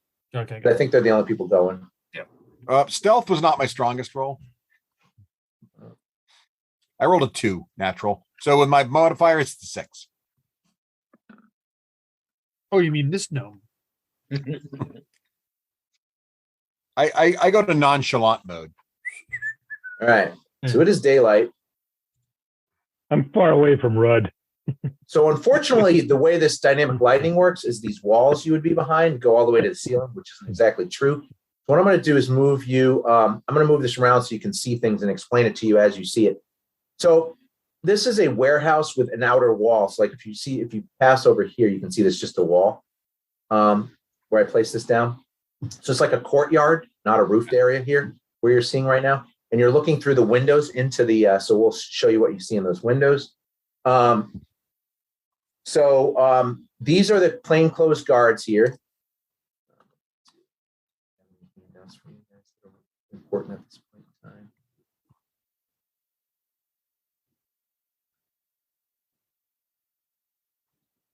I don't see where I am here.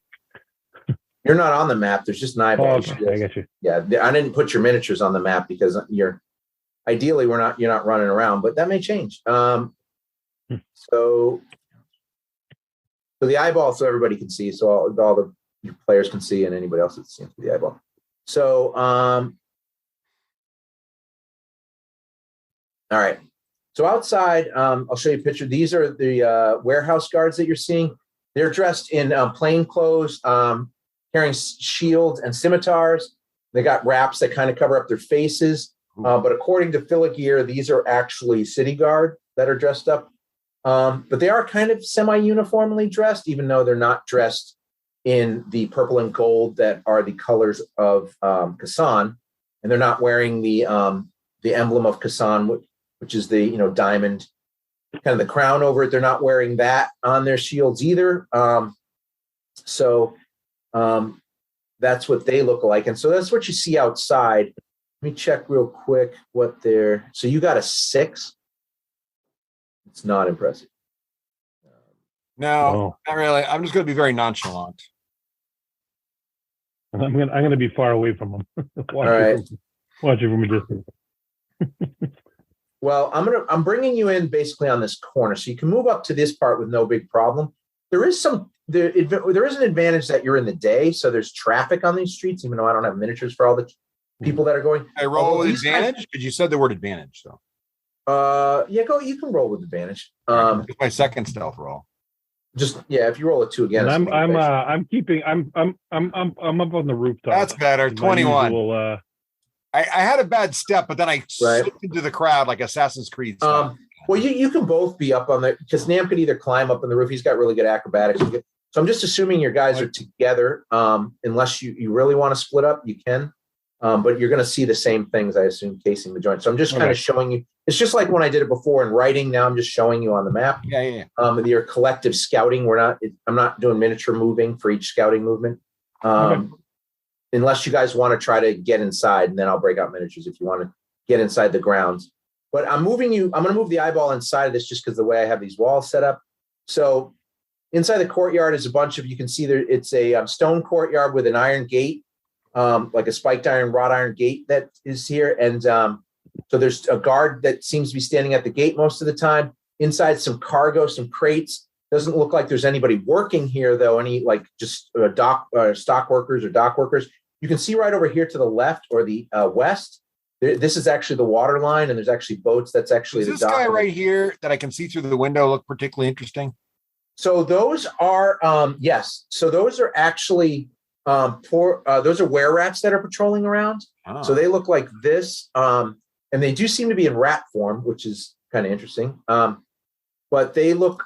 I'm calling them were rat thugs. So they're dressed in like leathers. Have hand crossbows and short swords. You guys, they're very similar to the ones you fought in Gulema's warehouse, the Dark One's warehouse that were up top. So they look very much like that. They're pretty nimble on their feet. They move around pretty quietly, but these two ones don't seem to be hiding too much. You can also see, I think, anyone with the red circles you're seeing, those are the similar creatures, and they're moving around. The ones in this tower over here that you can see through the window, they're playing cards. This is a door that you can see that goes to that tower. You do see through the window, I think, and especially you could probably clock it when you're on this roof over here. But again, these walls I have are kind of set up poorly. But yeah, so let's see if you were here, you could act. So yeah, so if you're up on top of that roof, I'm going to put you here. You can see through that window. There's a stairwell going down, a spiral staircase going down, a stone staircase that descends in the middle of that tower. So that goes to a lower level, which was mentioned by Salusa, is where they may be hunkering down. See more rail rats in there.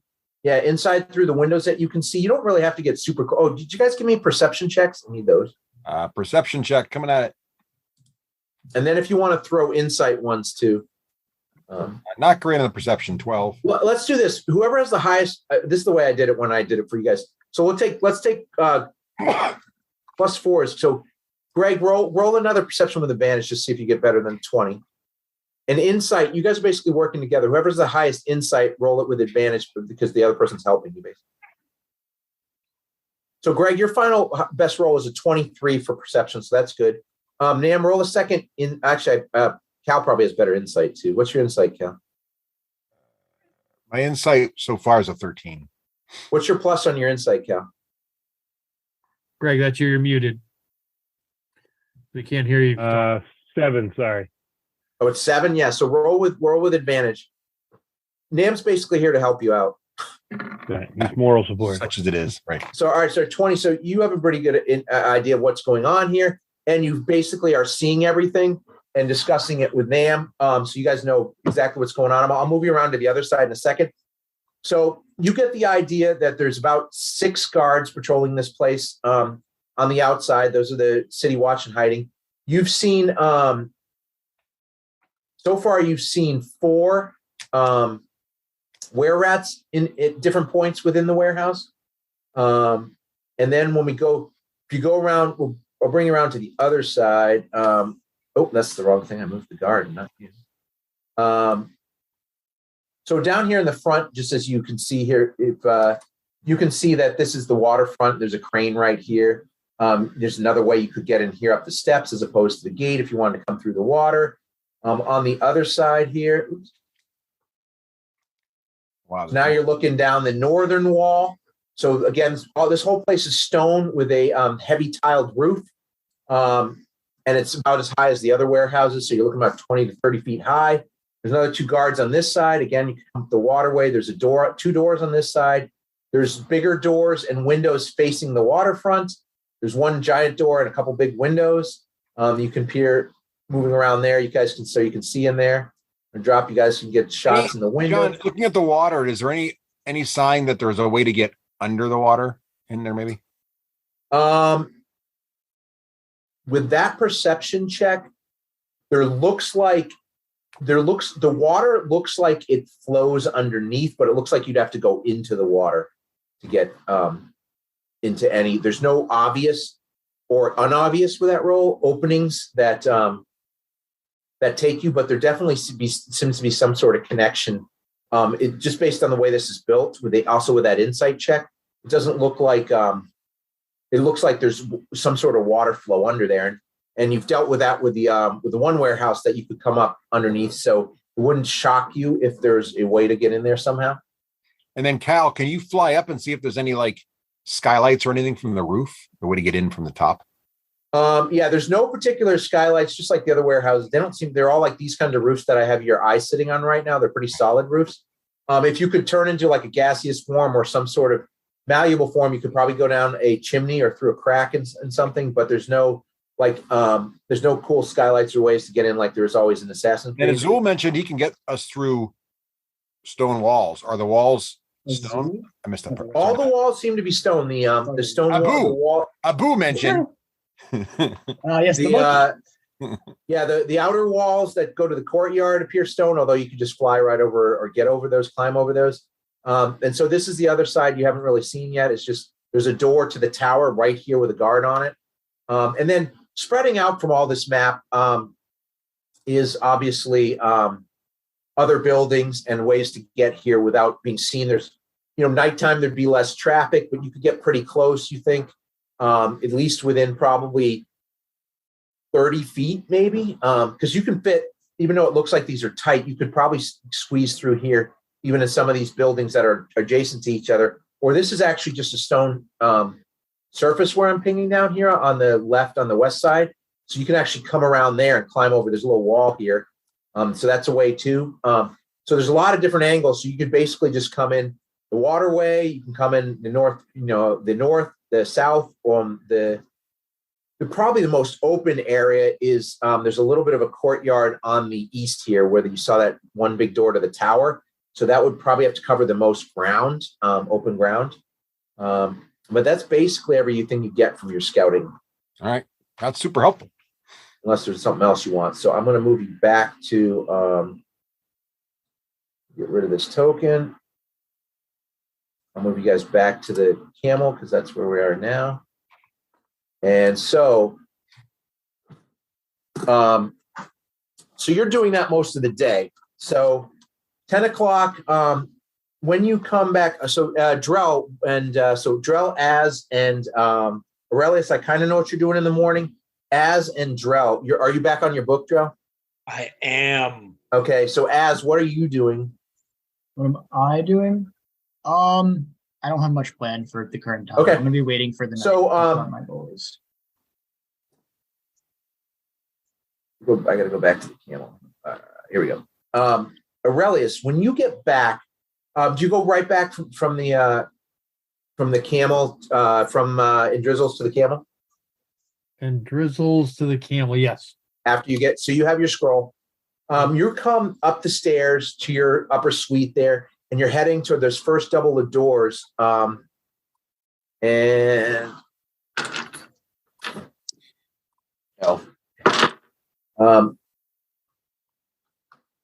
You hear as you walk by in the hallway, you're just coming up the stairs that wrap around up to your level.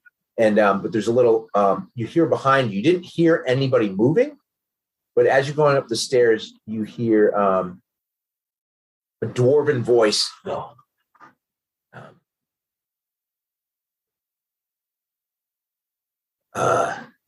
Aurelius, there is a bit of a problem. Thought that there might be something you need to know. What is it? And you look around, and it's Buford. Buford. Buford. And he says, probably best if we talk inside. Just follow me up. Don't be seen if that's possible. Well, you didn't see him at all. You only heard him when he spoke. That was my ironic statement. So he follows you in until you get to the second chamber there, and he kind of starts talking to you. Oops, that's not him. He starts talking to you. Where's your guy? I'm not going to bother putting a mission down for him right now, but I'm just going to show you where you are. So you're in the alpaca entry portion of the suite, and he closes the door behind you, and he says, you asked me to be looking for the Rajah. Yes. And he is downstairs right now. He has disguised himself using some sort of magic as a wealthy but playboy or something. And he is hanging out down at the street side hookah bar cafe that was attached to this building. He seems to be kind of casing your suite. I do not know exactly what he is looking for, but it does not look like he is in a nefarious state, but he is definitely trying not to be seen while he observes you. Your information is incredibly well timed. I will, can you describe exactly what he looks like so I don't, shall we say, encounter the wrong individual? I can do this. One more thing before we part ways. Just so you are aware, the Sultan now has 2 more spies observing you from around the area. One is a exotic dancer young lady, and the other is masquerading as a young nobleman that works the streets. But as far as Ajar is, he is looking like, right now, he is looking like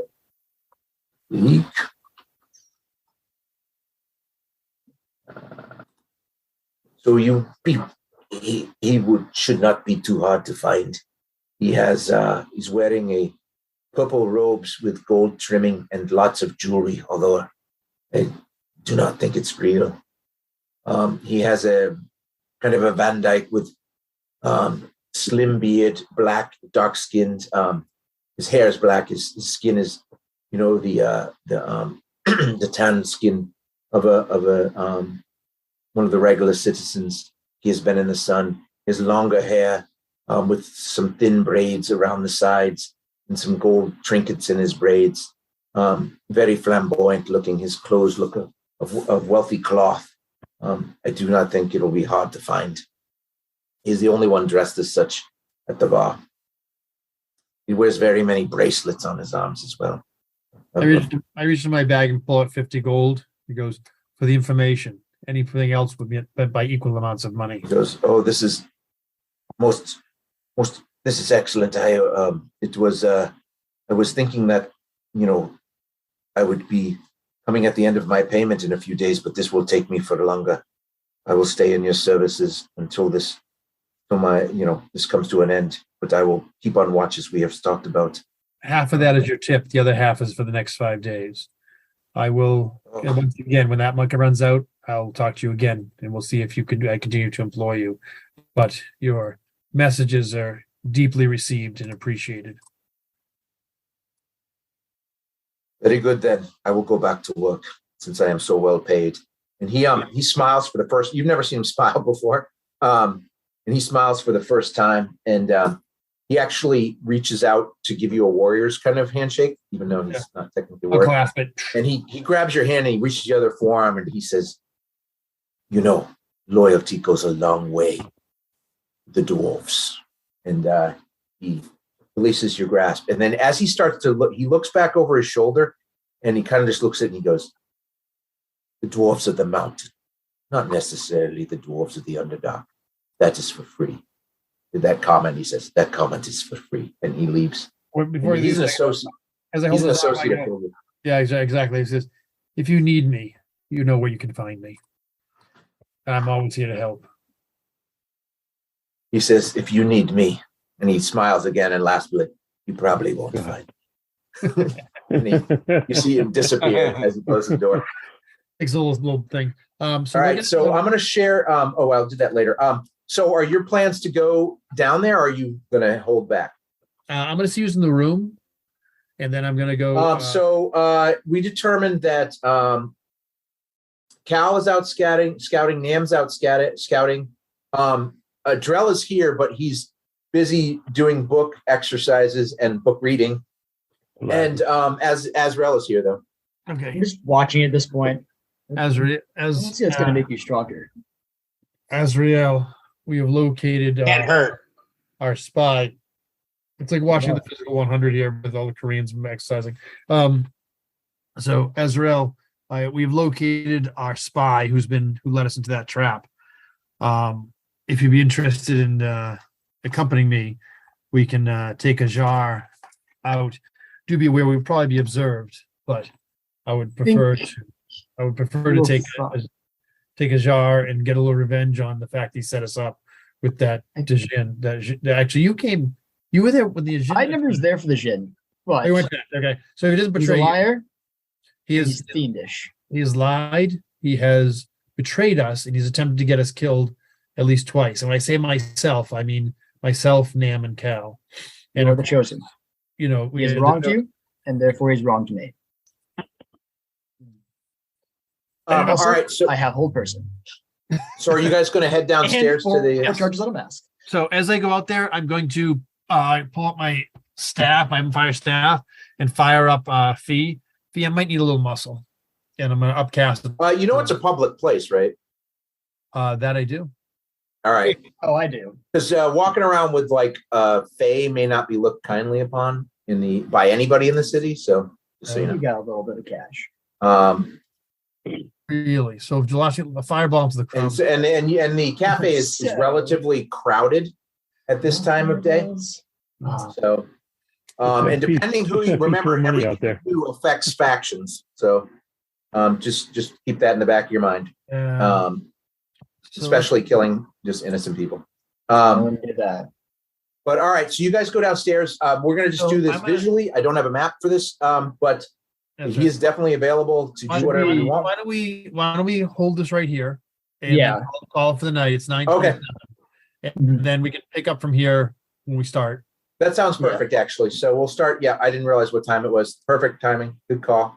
And that'll give me a little bit of time to think about what I'm going to do. Yeah, and also there's all kinds of there's all kinds of stuff that that people are doing behind the scenes. We'll catch up on all that stuff.